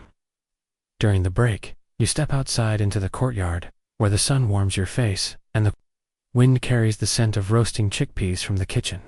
The novices are seated on low benches, eating with quiet enthusiasm, and the head gardener has produced a string of beans so green they look unreal. You join the circle, accept a piece of bread, and listen to a wandering priest recite a tale about a talking goat who only spoke in proverbs. No one believes him, of course, but no one interrupts. This is a place where the line between sacred truth and sacred imagination is thin, and no one's in a rush to clarify it.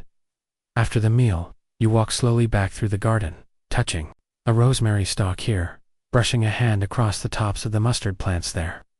The bees are busy in the flowering clover, their hum blending with the breeze like a lullaby you can't quite catch the words to. You pause at the fountain to refill your jug and watch the water spill over the carved lip of the basin, each drop catching the light like a sliver of glass. You remember another scribe once describing water as God's own handwriting, fluid and illegible, but full of meaning. You liked that. Back inside, you return to Tobit. The narrative deepens, now angels appearing in disguise. Journeys taken under uncertain stars, fathers losing and finding their sight. You pause at a passage you've always loved. Do to no one what you yourself dislike. Simple, wise, eternal.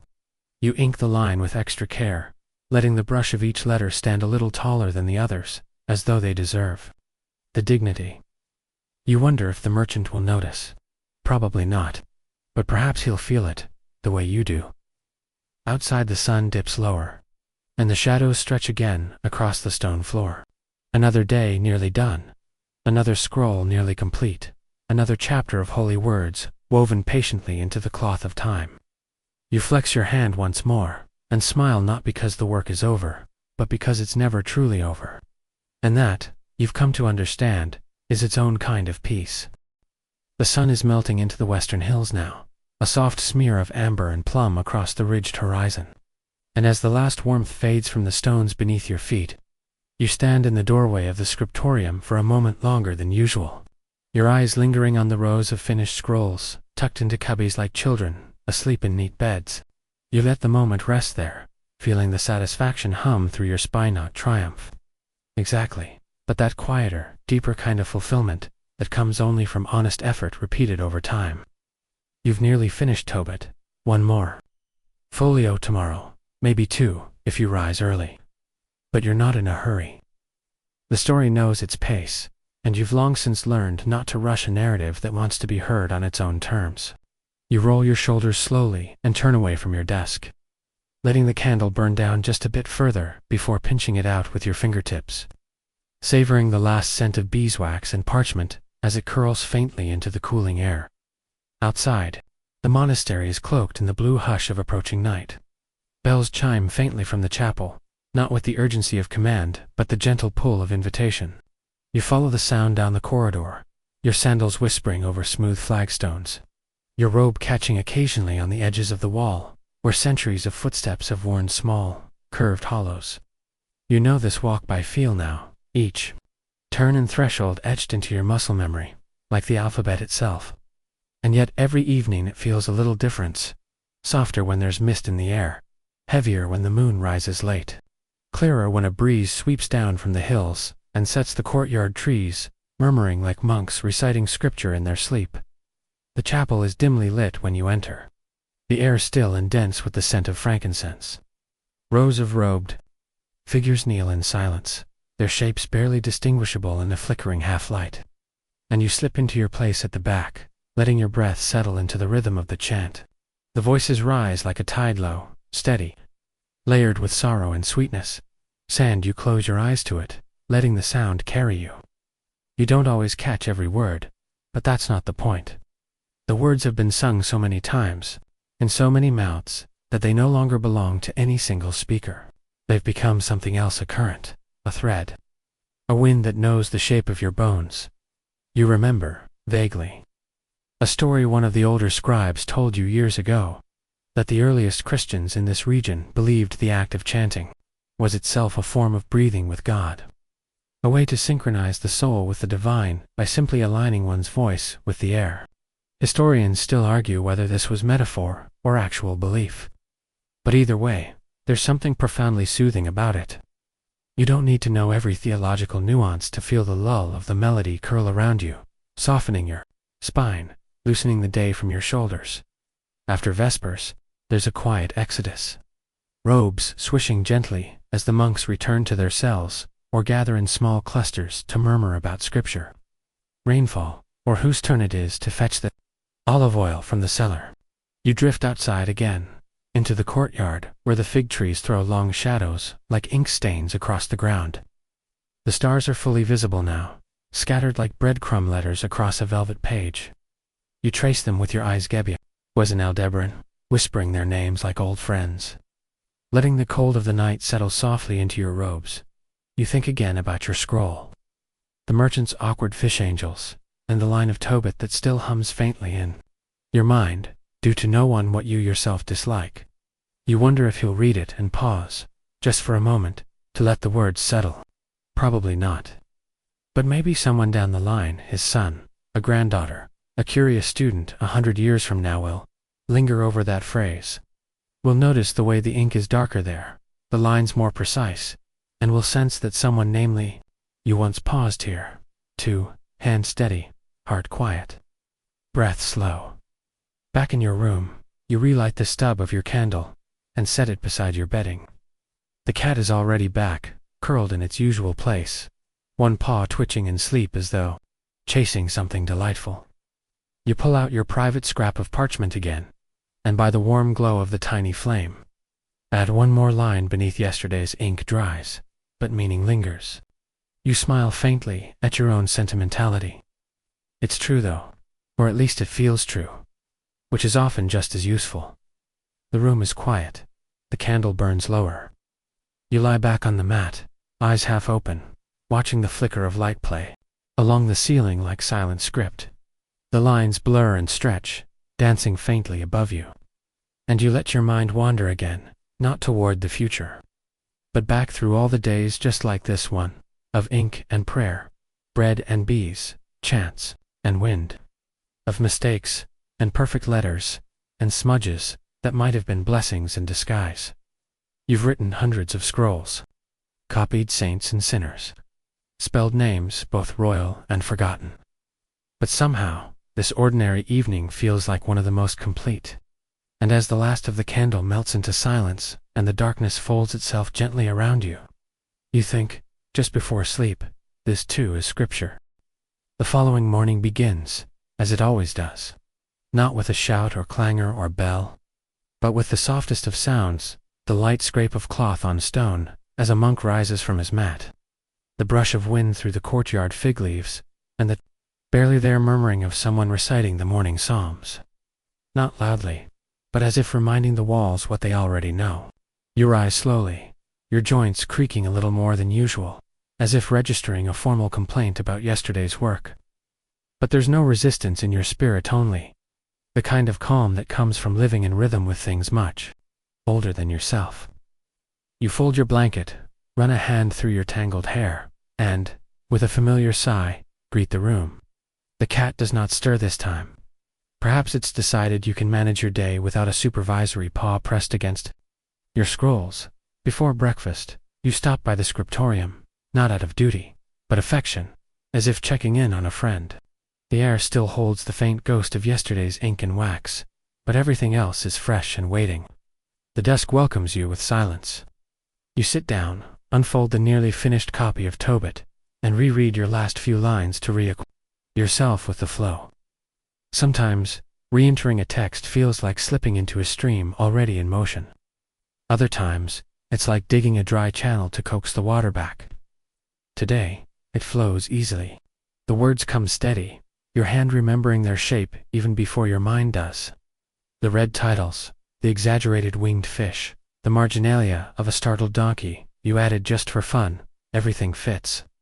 You smile as your pen glides through the final lines, wrapping the tale with that distinctive blend of solemnity and faint absurdity that scripture so often embodies.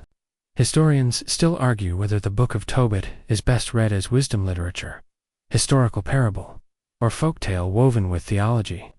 But to you, it's something else entirely. It's a bridge between one person's strange little life and someone else's search for meaning.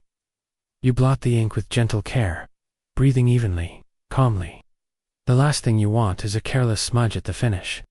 And just like that, the scroll is done. Another piece of the world preserved. Another breath held safely in ink. With your writing hand still lightly stained, you walk to the refectory for breakfast. The monks are gathered quietly around low tables, sharing a humble meal of flatbread, stewed lentils, and boiled eggs that somehow always taste better when eaten in the company of silence. The novices pass bowls from hand to hand, sometimes clumsily, always earnestly.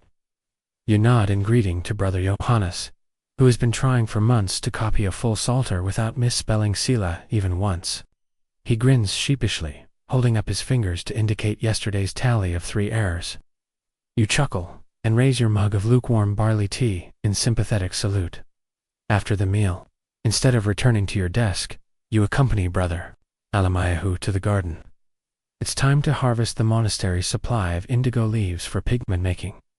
This is not work for scribes in the strictest sense, but scribes know better than most how ink begins and where. The garden is warm with the scent of earth and sun. You kneel beside Alamayahu and begin plucking the leaves with gentle fingers, mindful not to strip the stems to bare.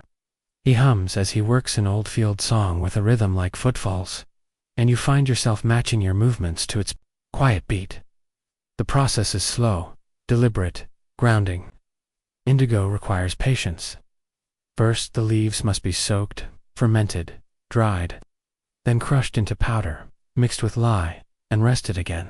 The color only blooms once it has been submerged, aired, and stirred. It's not unlike the stories you copy.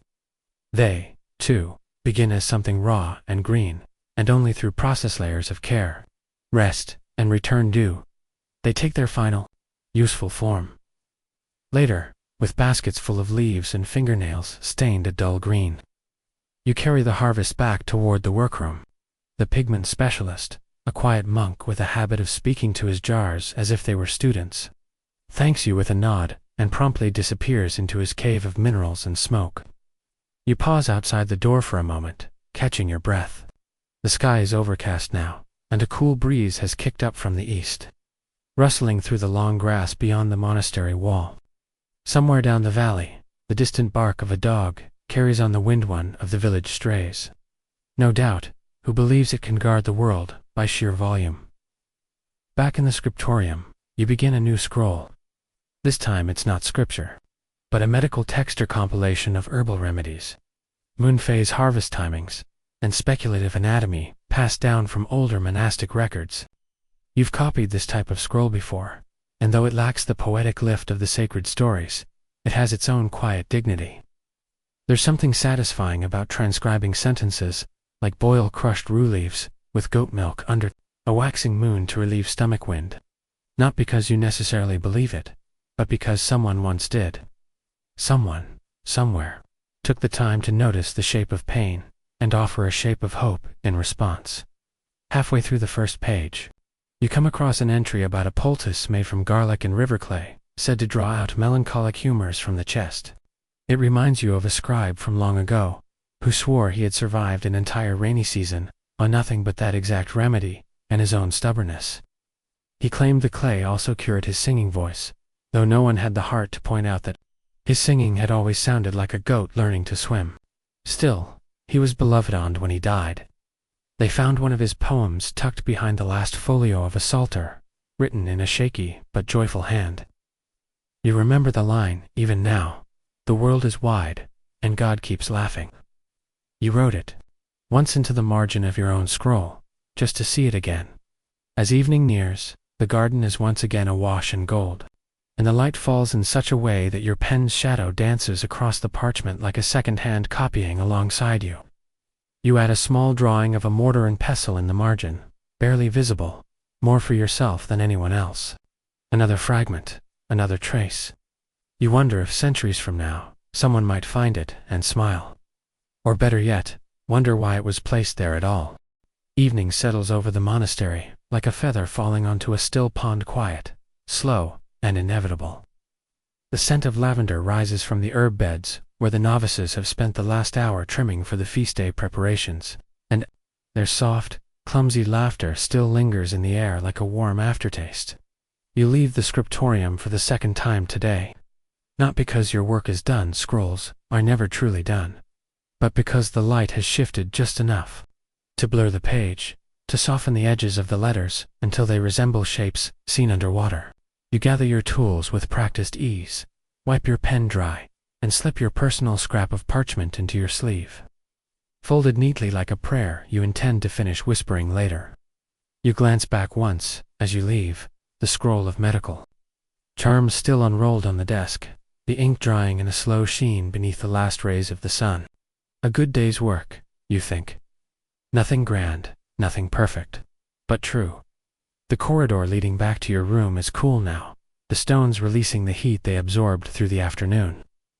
You pass the chapel, where a few monks have already begun setting up the night vigil, laying out candles and adjusting the low cushions where bodies will soon sit in prayer, still as stone, minds adrift.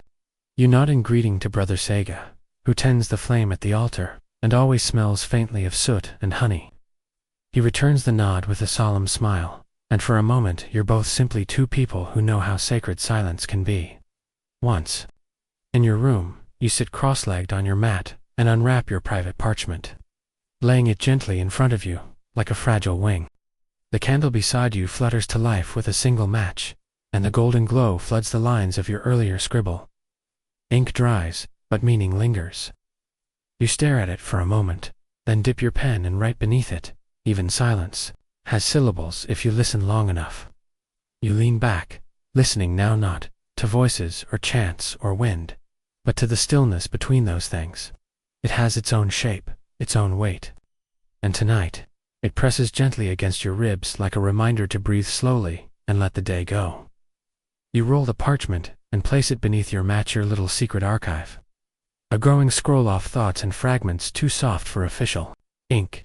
The cat, who has returned again without ceremony, jumps up beside you, sniffing the folded paper before collapsing into a warm heap. You scratch behind its ears, absent-mindedly, feeling the day unwind inside your chest. Later, as darkness thickens into its deepest blue, you gather with the others in the chapel for the vigil. Candles flicker like stars below the arched ceiling, and the scent of beeswax and old wood hangs like a cloak around the gathered bodies. You sit near the back again, your usual place, where you can hear the room breathe and feel the chant roll across your skin like mist. Tonight's reading is from Ecclesiastes, that old, sorrowful song of time's passing and the vanity of all things. The words are heavy, but somehow they don't weigh you down. Instead, they make you feel light, as if your own labors, though small, are folded neatly into the tapestry of this slow-moving world. One phrase sticks in your mind like a burr on a robe hem. Of making many books there is no end, and much study wearies the flesh. You almost chuckle, but catch yourself. It's true, though. Your hands are proof, your eyes, your back. But still, you wouldn't trade it. There's a strange joy in the weariness of meaning of making something that might outlive your name.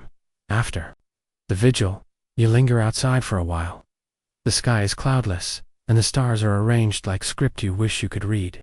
Somewhere deep within you, you feel the echo of a thought you had as a novice, that maybe God writes in stars, and we've just been too sleepy to understand the grammar. You sit on the edge of the courtyard fountain, dipping your fingers into the cool water, letting it run along your skin, as if rinsing the day away. You watch the ripples spread outward, chasing each other across the stone lip in endless loops. And you wonder if your own work sends ripples, too tiny ones perhaps, but enough to nudge someone, someday, in the direction of wonder. You return to your room, not with exhaustion, but with fullness. You've written, you've planted pigment, you've copied a tale about healing clay, and another about angelic guidance.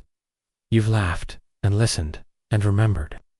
Your body may ache, but your spirit hums like a harp string brushed by a careful thumb. Back on your mat, you curl beneath the blanket, the cat pressed into your side like punctuation. You close your eyes slowly, letting the darkness settle, not like an end, but like a page being turned. And just before sleep carries you away, you whisper, more to the night than to yourself. Let tomorrow be another line in a scroll that never finishes. Dawn does not arrive all at once. It seeps in delicately, like ink bleeding across old linen. You stir from sleep even before the first cockscrow reaches the stone windowsill, guided not by sound but by something more ancient and internal, rhythm fine-tuned by the turning of sun and shadow. The cat is gone again, as always, off chasing whispers through the corridors, or perhaps finding a patch of warm tile near the ovens. You stretch, joints popping like punctuation, and rise to your feet with the slowness that only scribes and shepherds truly understand. There is no rush. Not in this life. Not in this place. The air in your cell is cooler than expected, touched with the bite of an early breeze that must have crept in during the night. You run your fingers through your hair, splash a little water onto your face from the basin near the corner, and towel off with a piece of linen stiff from too many washings. The morning ritual never changes.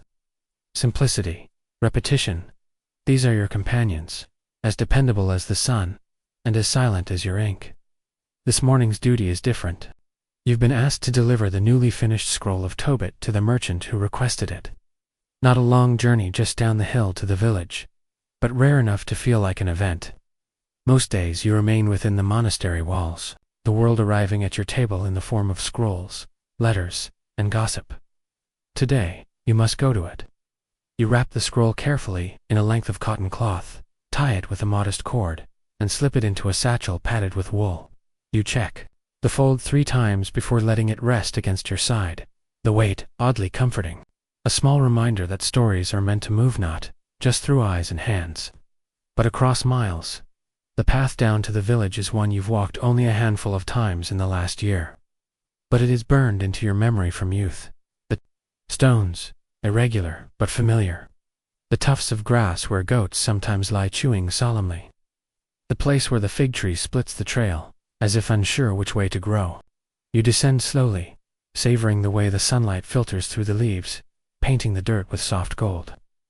A butterfly lands on your sleeve for a moment and departs without fanfare, and you take it as a good omen. When you arrive in the village, the sounds of life are already thick in the air, traders haggling, women pounding grain, children chasing each other with shouts of accusation and laughter that echo like percussion. It smells of earth, animals, and baking bread, an oddly pleasing mixture that always reminds you of those childhood afternoons when you would sneak out from prayer study just to stand at the edge of the market and watch people live. You move through the streets quietly, unnoticed by most, nodding at those who glance your way. A man selling dyed fabrics offers you a scrap of crimson cloth for your belt, and you shake your head with a polite smile. You're not here for adornment. The merchant's house is larger than most, though still humble by city standards. 2 goats graze lazily near the door, and a servant waves you in with familiarity. You wait in a sun-drenched vestibule, while the merchant finishes a conversation with a spice dealer. And when he finally enters, adorned in too many rings and a robe embroidered with something suspiciously resembling a lion but possibly a sheep, his smile is wide and eager. You present the scroll as if offering a treasure, and truly it is. Not for its material worth, but for the time pressed into each line, the quiet devotion inked into every letter. The merchant unwraps it with the reverence of a man receiving sacred relics, and as he unrolls the first few inches, his eyes light up. "Winged fish," he says with delight. "Just as I described." You nod. It took some ... interpretation. He laughs and claps you on the shoulder, with far too much force for this hour. You monks never disappoint. Then, more seriously, "Thank you. This will be read too. My sons." You incline your head, say nothing. But inside, a small warmth blooms. A story that has passed through your hands will pass now through others. The ink will not fade quickly. You take your leave soon after, refusing the offered meal, though the scent of roasted onions nearly breaks your resolvent. Begin your walk back uphill. The journey feels different now, as return journeys often do. Lighter, somehow, though your satchel is empty. The path is quieter, the sun a little higher, the trees casting smaller shadows as you walk. Your mind drifts not to Tobit, or to fish, or to merchants, but to something you once heard during evening chant. To write is to breathe backwards. At the time, it sounded poetic, but meaningless. Today, it makes sense. Every word you write draws life out of silence. Every letter is an inhalation made visible. When you scribe a story, you're not just preserving breath, you're reanimating it, coaxing it back into motion. Back at the monastery, you step through the gate with dust on your hem and a subtle ache in your ankles, and Brother Alamayahu waves at you with a handful of mint. You nod in return and make your way to your room, where the cat back from its latest expedition is, sprawled in the most inconvenient spot possible across your mat. You don't bother moving it. Instead, you sit beside it, unroll your secret parchment, and add one more line. "Today, my words walked." You let the ink dry slowly, watching it settle lento, the fiber of the page like water into soil. The day isn't over yet. There's still chant and supper, and perhaps a few more lines of the medical scroll. But for now, you sit in silence, letting your breath slow, your thoughts soften, and your fingers rest. And somewhere, down in the village, your fish with wings are swimming gently through a story you helped keep alive. The afternoon sun dips lazily toward the horizon, casting elongated shadows across the scriptorium floor where dust motes drift like lazy fireflies in golden syrup.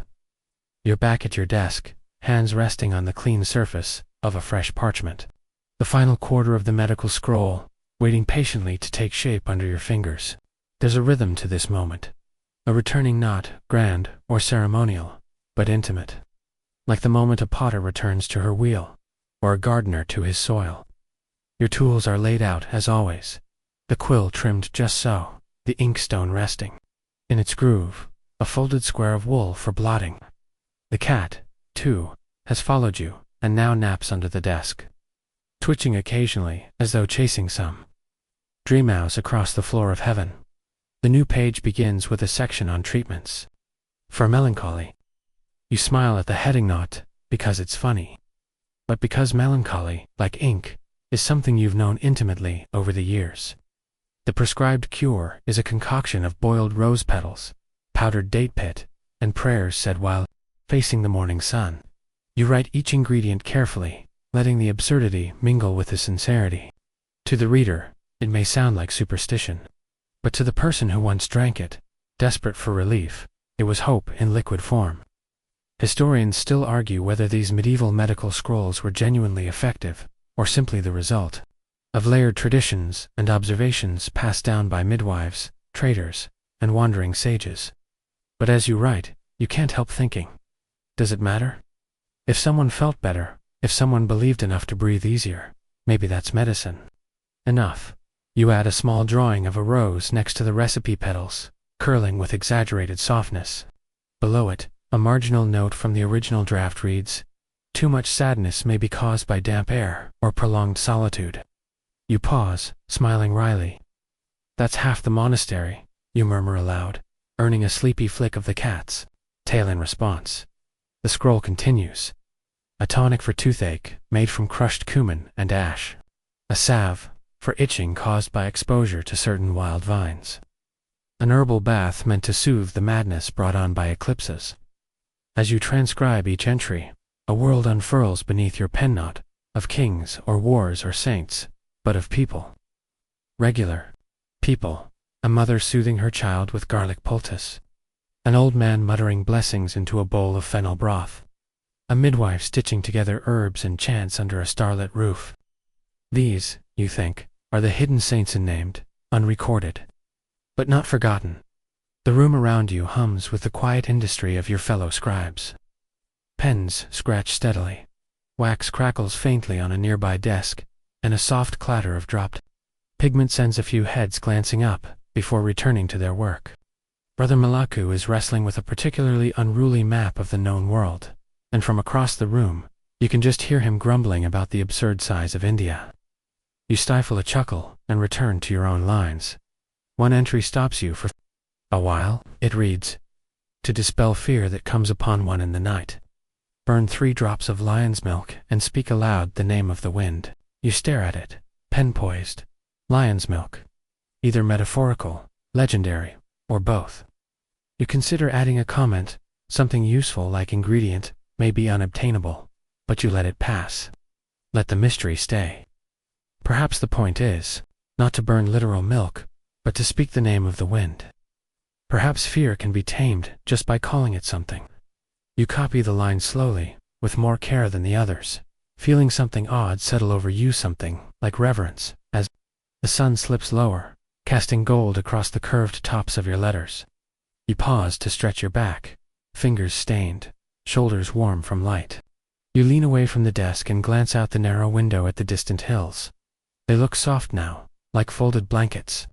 A donkey brays in the distance. Somewhere, a bell chimes. You think back to the scroll of Tobit you delivered. The merchant's smile, the winged fish. You wonder if he read it that night, if his sons laughed at the illustrations, if one of them tried copying a line or two, awkwardly, with ink on their fingers. You hope so. You hope the scroll has already begun living outside these walls. Returning to the page, you begin the last recipe of the day. It's a balm for tired eyes. Crush 1 dried apricot with barley water and anoint the lids before sleep. You copy it without judgment. You, too, know the sting of tired eyes. You add it gently, like a final period at the end of a long letter. Then, as the shadows lengthen and the candle is lit with a single whispered prayer, you set down your pen, lean back, and exhale. The scroll isn't finished, but this day's chapter is. You close your eyes for a moment and feel the weight of the words you've written, not just the ink, but the memory each line carries. Remedies, dreams, fears, guesses, each preserved, like pressed flowers between the pages of time before you leave the scriptorium. You unroll your private parchment once more. With slow care, you add a new line. Some cures are written not to heal, but to remember we once tried. You blow gently to dry the ink, tuck it away, and step out into the warm hush of evening, where the scent of jasmine rides the air like a hymn. Evening brings with it a certain softness, like the well-worn edge of a favorite page, smooth, familiar, slightly faded but comforting. You step out of the scriptorium into this twilight hush, your body weary but content, the day's labors settling into you like sand into a riverbed. The scroll of remedies remains on your desk, half finished and half sighing, but it doesn't demand your attention tonight. You'll return to it with fresher eyes come morning. For now, your world narrows to simpler things. the smell of wood smoke rising from the kitchen chimney, the faint tremor of evening chant beginning to stir in the chapel, the taste of cool air that smells faintly of fennel and dust. Your path winds through the courtyard, where the flagstones are still warm beneath your sandals, each one polished smooth by centuries of footsteps, some hurried, most deliberate. You pass beneath the old fig tree and feel a familiar tickle of leaves brushing your shoulder. It was planted, or so the elders say, by the founding abbot himself, whose name nobody quite agrees on anymore. Some say it was Father Gideon, others insist on Abba Makuria. One ambitious novice recently proposed it was planted by a passing saint disguised as a goat-herder. Historians still argue whether any of these claims are rooted in fact, but the tree doesn't seem to mind. It keeps growing all the same, sending its crooked roots deeper into the stone and shading the monastery with a patience older than books. You pause at the fountain again, just as you did a few nights ago. The water gurgles softly, catching the last ribbons of daylight like 1,000 glimmering vowels. You sit for a moment, trailing your fingers through the surface, watching how the ripples distort your reflection until your face looks like something freshly painted on wet parchment. You close your eyes and listen, not to any one sound, but to all of them together, the chant floating on the wind, the rustle of a broom, the click of a door closing. It all becomes a kind of music, the kind that doesn't ask to be heard, but rewards those who do. You make your way to the dining hall, just as the final chant dissolves into silence. The meal is simple, again barley stew, olives, and a handful of dried apricots, which you can't help but eye a little differently now, after writing about their medicinal uses. You sit beside Brother Johannes, who's deep in a debate with Brother Temosgan over whether the Book of Jubilees was ever truly part of the canon, or simply a popular side reading. You smile and eat slowly, letting the conversation wash over you like warm rain. The debate is spirited, but never angry. This is one of the monastery's quiet miracles. The ability to argue with affection, to disagree with joy. After supper, you retire to your cell, the satchel still hanging on its peg by the door. Empty now, but somehow still full in its own way. The cat has returned and is perched on the windowsill, tail twitching as it watches a moth make foolish loops near the candle. You sit cross-legged on your mat and unroll your parchment again, the secret scroll, your scroll. Its entries have become stranger, more poetic, more quiet in their curiosity. You don't write every night, only when something inside you tugs loose and refuses to stay quiet. Tonight is one of those nights. You dip your pen and write. Even ink has dreams. You pause, considering whether that's too sentimental. Then you add, but paper is what remembers them. You blow gently on the page and reread the whole thing from the top each line, like a whispered step across a wooden floor, creaking, just enough to remind you it's real. Outside, the night deepens, shadows stretching and merging until the world feels drawn in charcoal. You light your small oil lamp and set it low, so the flame flickers softly across the wall, mimicking the movements of leaves you cannot see. You wrap a shawl around your shoulders, feeling the day's warmth retreat into memory. And then, without ceremony, you open a drawer and pull out a scroll, unlike the others, one not meant for patrons, or archives or traders. This one is yours alone. An old unfinished text you began years ago, a retelling of the Exodus, written not as scripture, but as a series of imagined letters from a runaway slave to his sister, left behind. It was an experiment, something you dared not show the elder scribes, but it has stayed with you, whispering at the back of your mind through the years like a ghost waiting for the story to be finished. You unroll it slowly. The ink is faded. In places, your younger hand too heavy, the lines uneven. But there's something in its truth, maybe. Or at least an honesty you don't often allow yourself in official work. You read the last line. You wrote all those years ago, I think. Freedom might feel like silence. You exhale and set the scroll beside you, fingers poised. You won't write tonight, not just yet, but you will sit with it. Let the story breathe again. Eventually, you lie down, the scrolls still beside you, the cat curled into the curve of your knees like a comma at the end of a long sentence. You let the room darken, let your body soften, and you think. Just before sleep claims you, That maybe every scroll is just a way of saying, I was here, I saw, I felt, and it mattered. Morning arrives not in a blaze, but as a hush, the kind of silence that holds its breath just before the world remembers to turn again. You stir, your body reluctant to abandon the deep folds of sleep, but the steady rhythm of the monastery calls. You like a gentle hand on your shoulder. The cat is already gone, having slipped out long before the sun cracked the sky. Its absence marked only by a few warm hairs left on your blanket. You rise slowly, stretching limbs that have grown too accustomed to stillness. There's a faint ache in your knees, a polite protest, like a quill resisting the first stroke of the day. You nod to no one in particular, and begins with quiet. No errands to the village, no pigment harvesting, no feast preparations. You, your tools, and the scroll of medical wisdom waiting patiently on your desk. The work is steadying. You find comfort in the repetition of shapes. The curve of the GHE script. The dip of your wrist. The rhythm of ink meeting parchment like waves, tapping at a familiar shore. It's not glamorous. It's not even terribly important. But it's yours. And today, that's enough. You pick up where you left off an entry on remedies for snakebite. The text recommends a paste made of black sesame, garlic, and crushed basil seeds, applied to the wound while reciting a psalm. You copy the formula carefully, wondering idly if anyone ever survived such bites, or if the ritual merely soothed the soul before death took its bite. Historians still argue whether these prescriptions were truly practiced or simply recorded out of habit, part of an inherited trust in the curative powers of words. But either way, they're worth preserving. Even failed remedies carry stories of fear, of hope, of trying when nothing else seemed possible. You move to the next section, a warning against bathing too soon after eating honey. Apparently it causes the heat of the stomach to rise and confuse the brain. You smile at this less because you believe it, and more because it's oddly poetic. The stomach rising to the brain. Confusion, not as a sin or failure, but a movement, a misalignment of internal humors. You've certainly known days where your own thoughts felt like overboiled honey.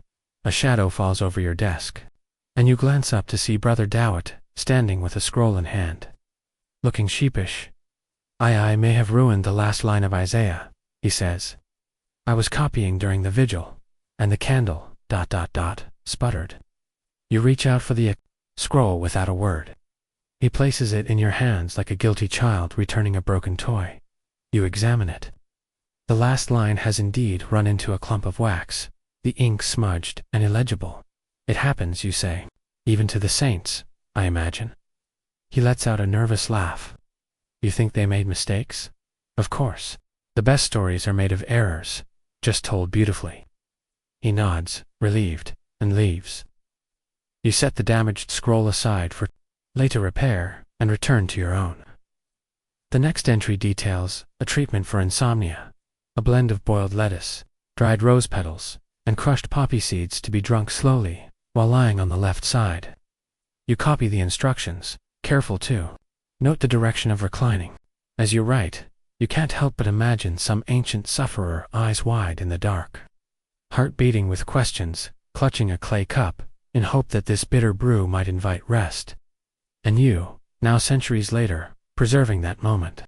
In soft black strokes, you pause and stare at your own hand. Ink stains the fingers. Your wrist aches slightly. Your shoulders round with the curve of concentration. And still, you write. By my mid-afternoon the scriptorium grows warmer. The air becomes thick with the scent of wax and sun-warmed parchment. You crack the window above your desk, just slightly, and a gentle breeze carries in the scent of rosemary, and something sweeter, maybe pear blossom from the tree by the eastern wall. It stirs your hair and lifts the corners of the parchment like fingers eager to read ahead. You finish the section with an unusual entry. If a man dreams of fire and awakes with sweat, do not give him milk, but sing to him the song of the waters. No measurements, no herbs, just a prescription of music. You pause, then lean forward and write the line carefully. Something in it feels ancient and true. Not everything must be explained. Not every cure comes in a bowl. As the sun leans westward, you set down your pen, stretch your back, and gaze across the room. Brother Meliku has fallen asleep on his open map again, a blot of blue trailing across what should have been the Red Sea. The novices have quieted. Even the flies seem to move more slowly in this hour of golden fatigue. You roll up the scroll you've been working on, tie it with a loose ribbon, and tuck it beside the others, awaiting completion.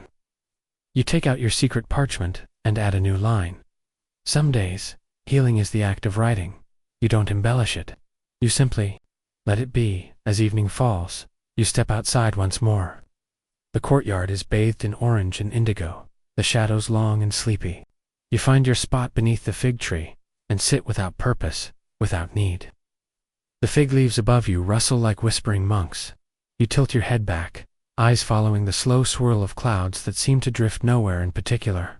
The world feels full tonight, not of noise or urgency, but of gentle completion.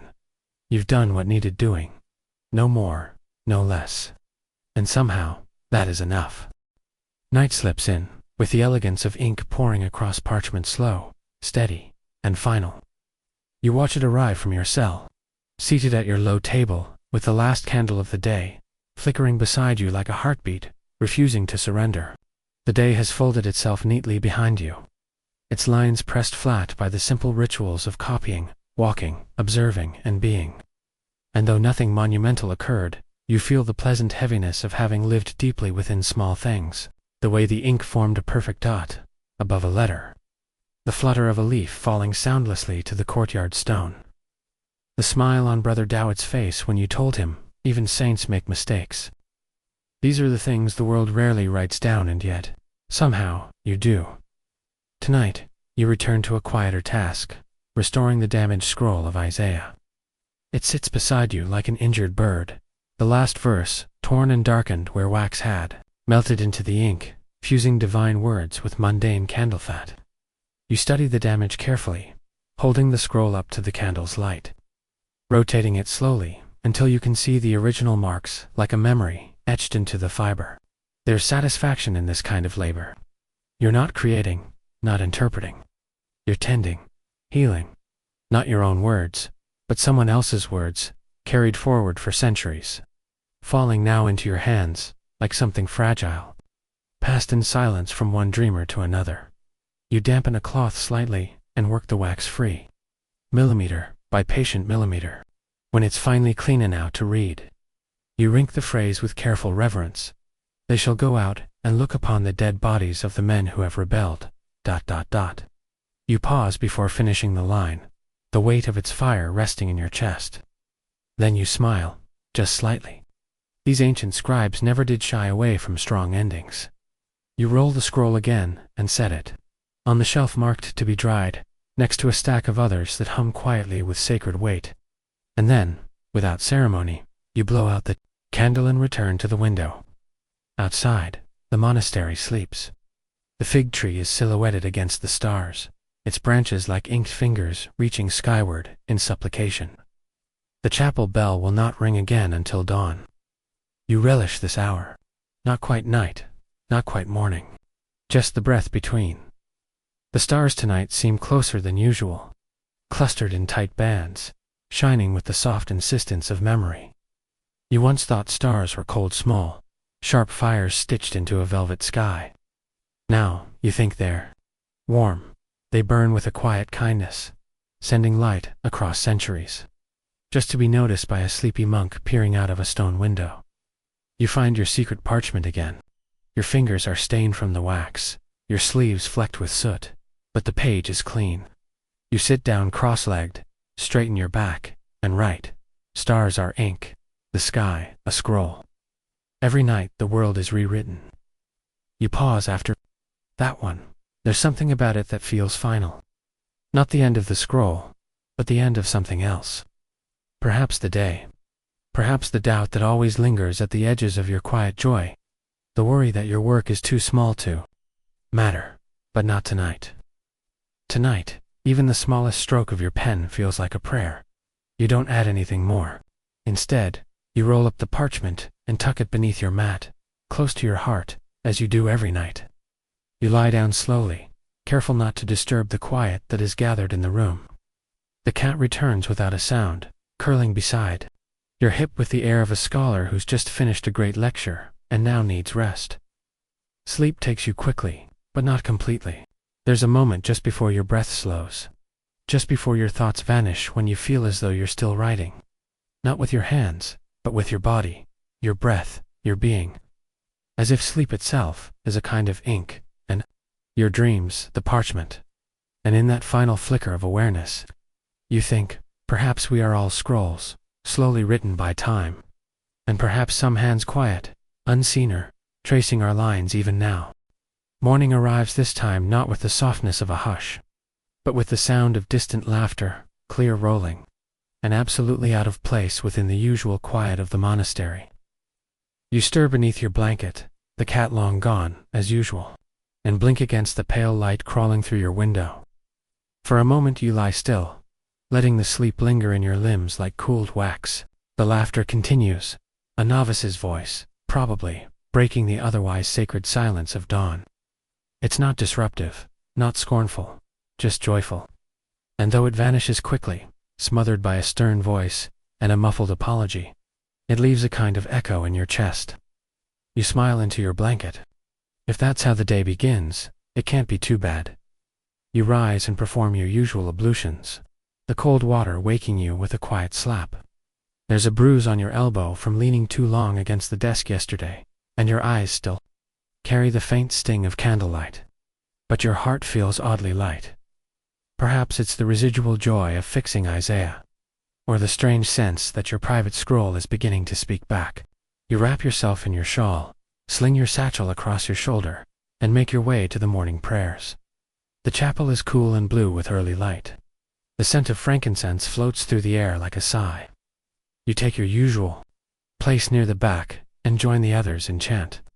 Today's psalm is one you've always loved, something about mountains trembling and rivers clapping their hands. You don't picture actual rivers, though.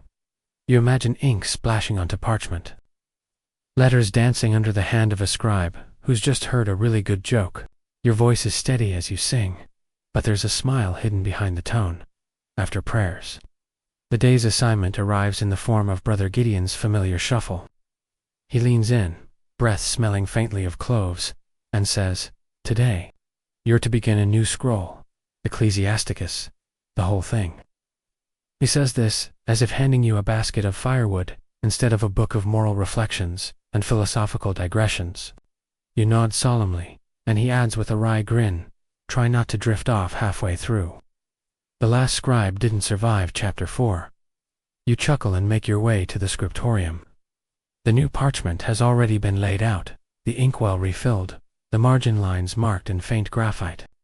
The cat is already there too, this time curled into a perfect ring atop the very seat you need. You lift it gently, earning only a single blink in protest, and set it down on your lap once seated. It settles again without complaint, a living paperweight. You begin with the opening verse, one you've read many times, but never copied before. All wisdom cometh from the Lord, and is with him forever. You write it slowly, letting the lines sink into you, not as a task, but as a quiet reminder, you are not alone in this labor. The wisdom you trace does not originate from your hand.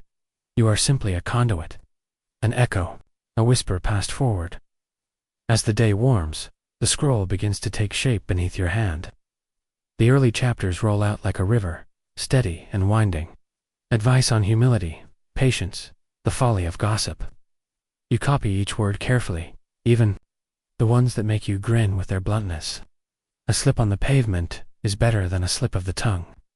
You pause there, your pen held aloft, and mutter, "Tell that to the kitchen boy who broke his foot on the courtyard tile."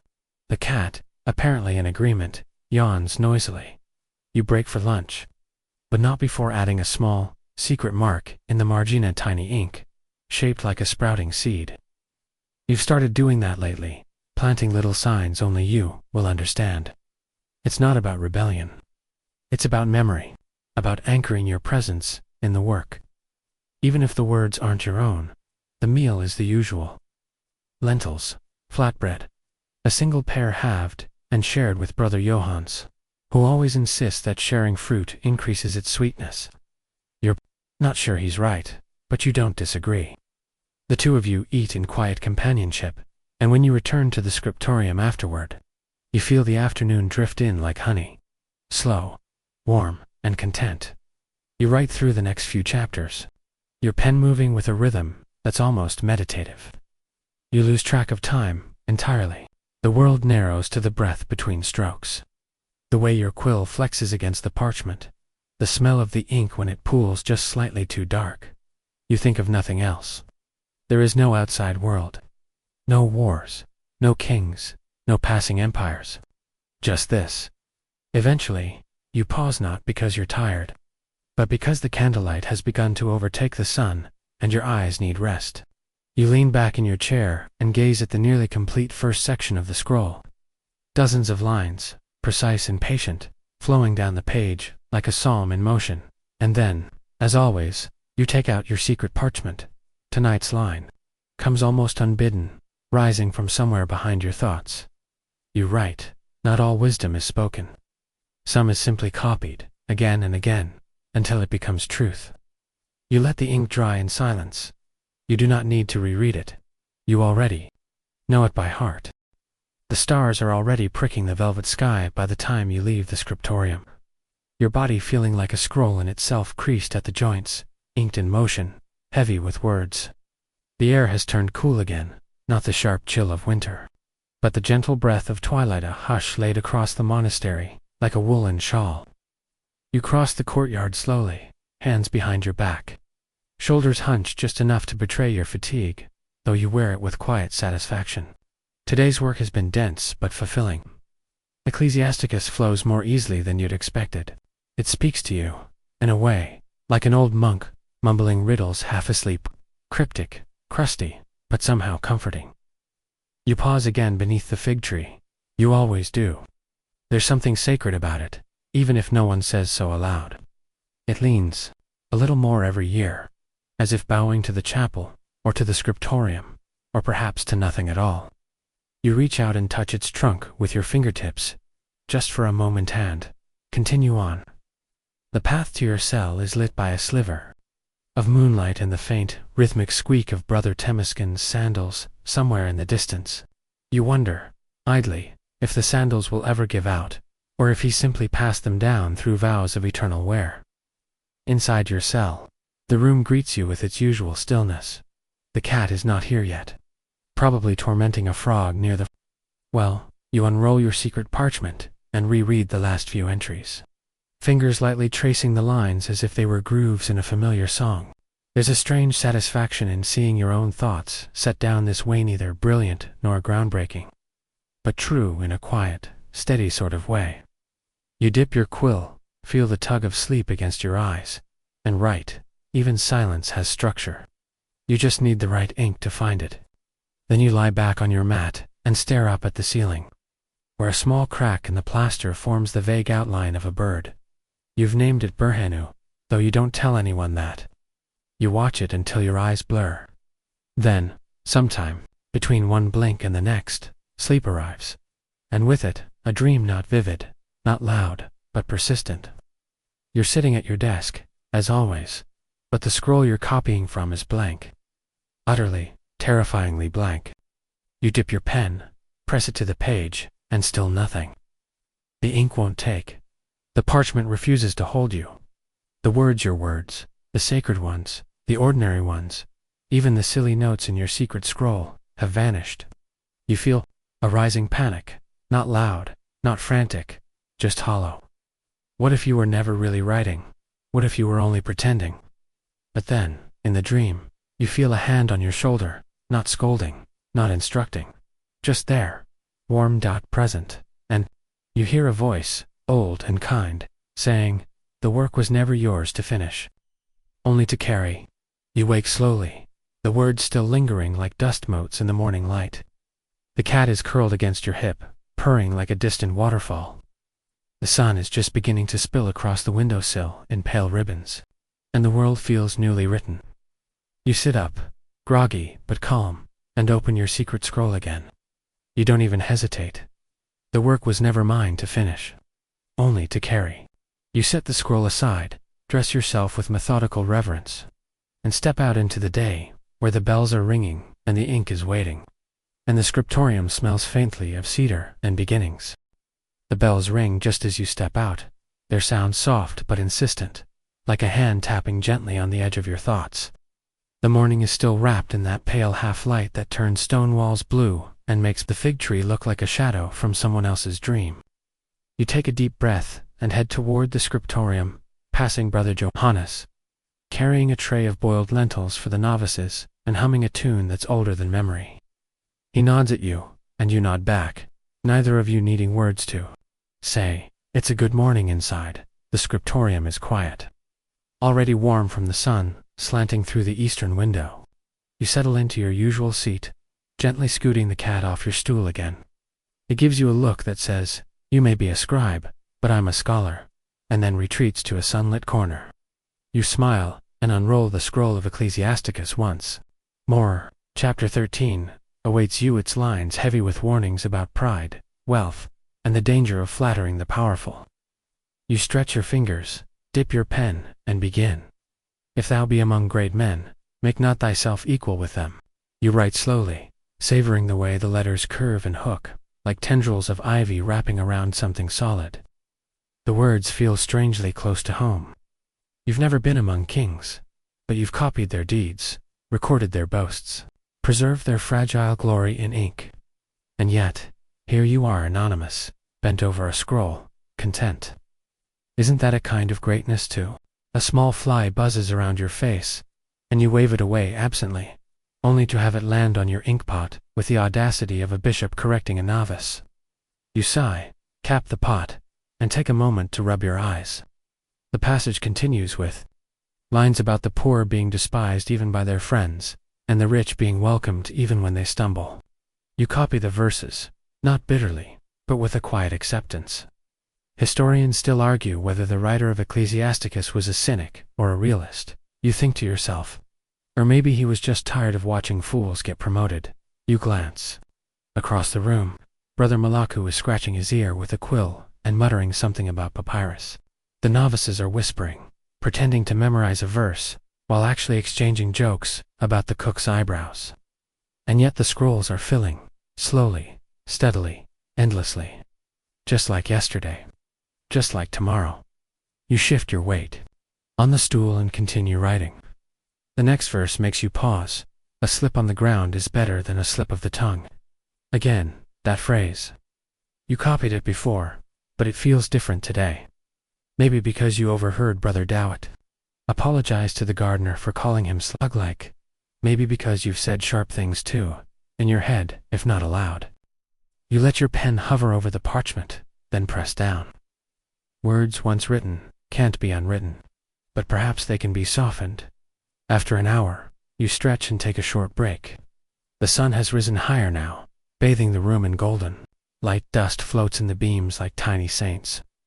You walk to the window and lean out, breathing deeply. Below, the garden is buzzing with bees. A novice chases a chicken. Someone is hanging linens to dry. The world goes on, delightfully mundane. You return to your desk, refill your inkpot, and continue. This chapter includes a parable comparing friendship to a sturdy wall and an unstable one easily toppled in times of need. You trace the words with extra care, thinking about Brother Temeskin, who once lent you his only pair of socks after your own were eaten by a rat. You make a mental note to add him to your prayers tonight. Eventually, the section draws to a close.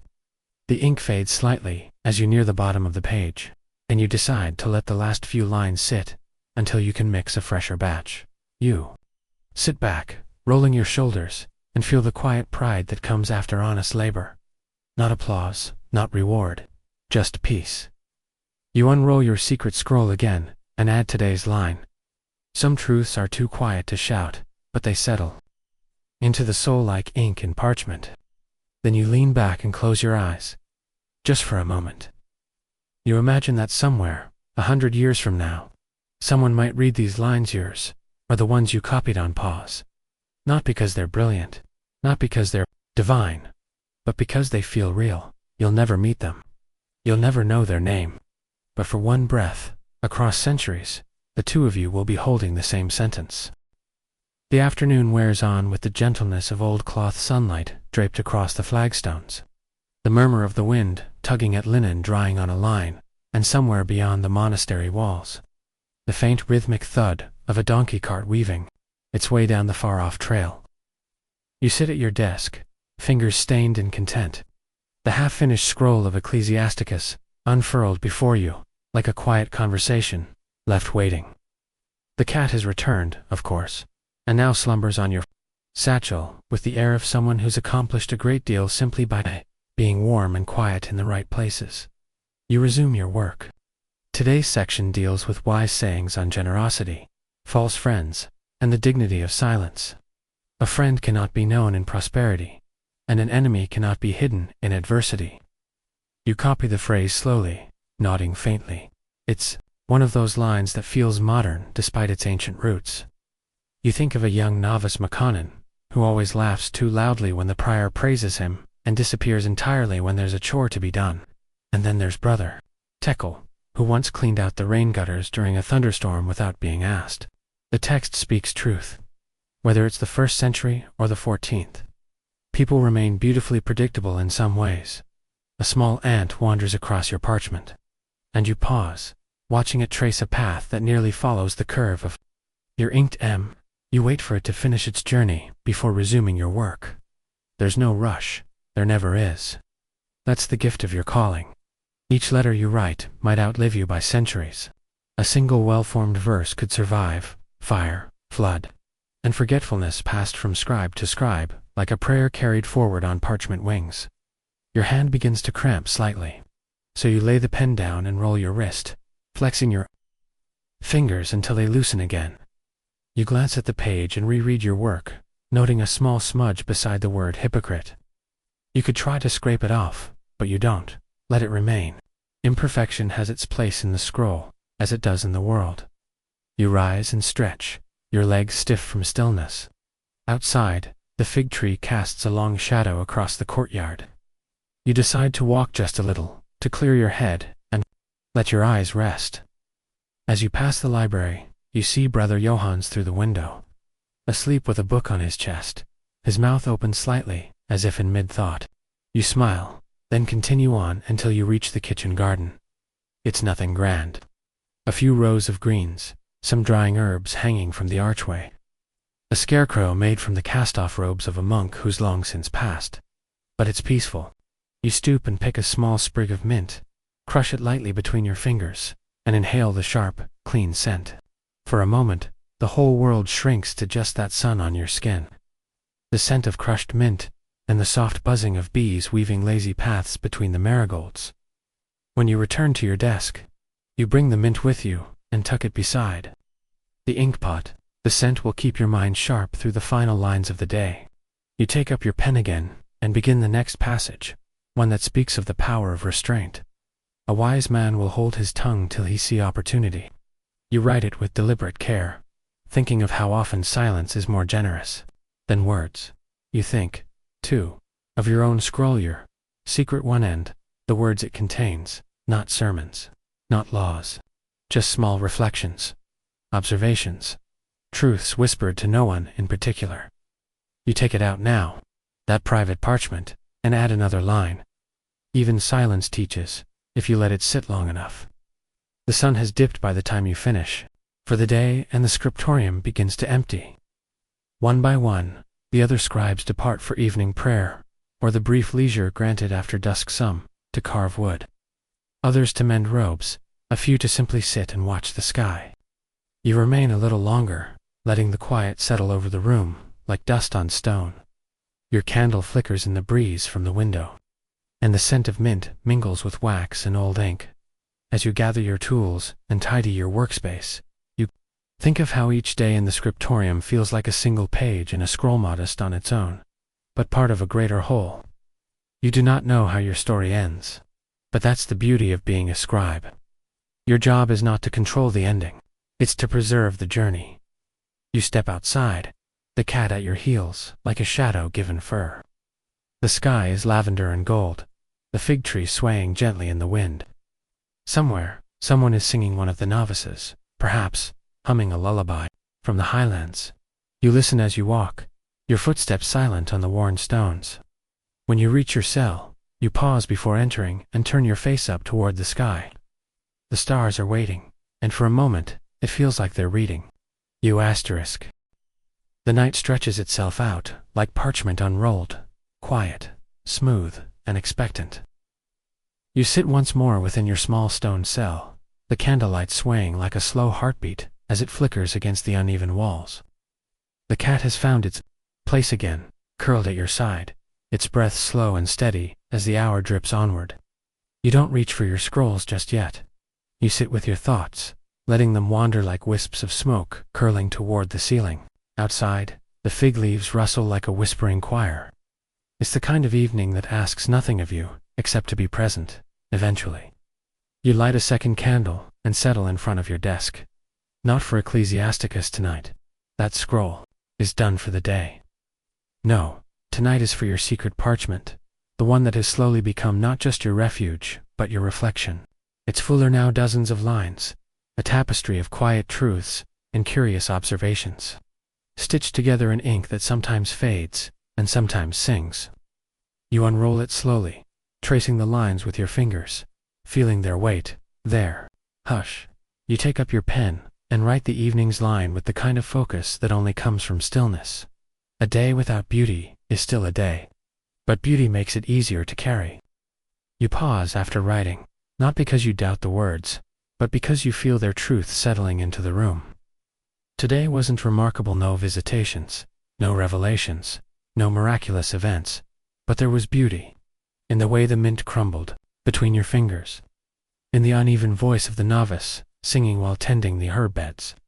In the shape of a fig leaf casting its shadow on an inked scroll. It's enough. You tidy your desk, snuff one candle, and let the other burn low as you sit back and close your eyes. You think of the scrolls. You've copied hundreds, perhaps thousands, over the years. Verses about kings and warriors, plagues and miracles, cautionary tales and sacred promises. But when you think of what's lasted, the stories that truly settled into the corners of your heart, they are never the grand ones. They're the ones about ordinary things done with care. A woman saving a seed during famine. A boy who gave up his last date fruit so someone else could eat. A scribe, long before your time, who drew a tiny bird in the margin of a prayer. Those are the moments that stay. The candle pops, snapping you back to the present. The flame is small now, barely breathing. You lie back on your mat, arms crossed over your chest, and exhale slowly. The cat shifts, pressing its warmth against your ribs. You stare at the ceiling, where Berhanatha, plaster bird still, waits in the crack like a sentinel. You smile at it, in the dark dot. And then you speak, aloud, but barely louder than a whisper. I was here. The room doesn't answer, but it holds the words gently, as if to say, yes, you were. Sleep finds you as it always does, gradually, kindly. Your last waking thought is that somewhere, someone else is writing. Somewhere another scribe leans over another scroll, their ink fresh, their candle burning. The work goes on, and that's enough. Now, as the last of the night folds around, you like a woolen blanket, you let your thoughts soften. The ink has dried. The scrolls are resting. The stars above keep their gentle vigil. There is nothing left for you to do. No task unfinished, no line left unwritten. You've stepped through a day shaped by silence, and shaped it in return. Your breath slows, your fingers uncoil, the weight in your shoulders eases. Outside your window, the fig leaves murmur in the dark, brushing softly against each other like a language older than speech. The chapel bell will not ring again until morning, and between now and then, the world belongs to rest. Let the lessons of the day dissolve, not forgotten, but distilled into something quieter, truer, simpler. You have carried the ink. You have preserved the lines. You have copied a world that will live beyond your years. And now you set it down. Let sleep take you gently, like a quill lifting from parchment after the final mark. Let your breath rise and fall like the pages of an unwritten scroll. Let your dreams unfurl with no urgency, no obligation, only the soft turning of thought into stillness. Close your eyes. The stars will keep writing, even while you rest.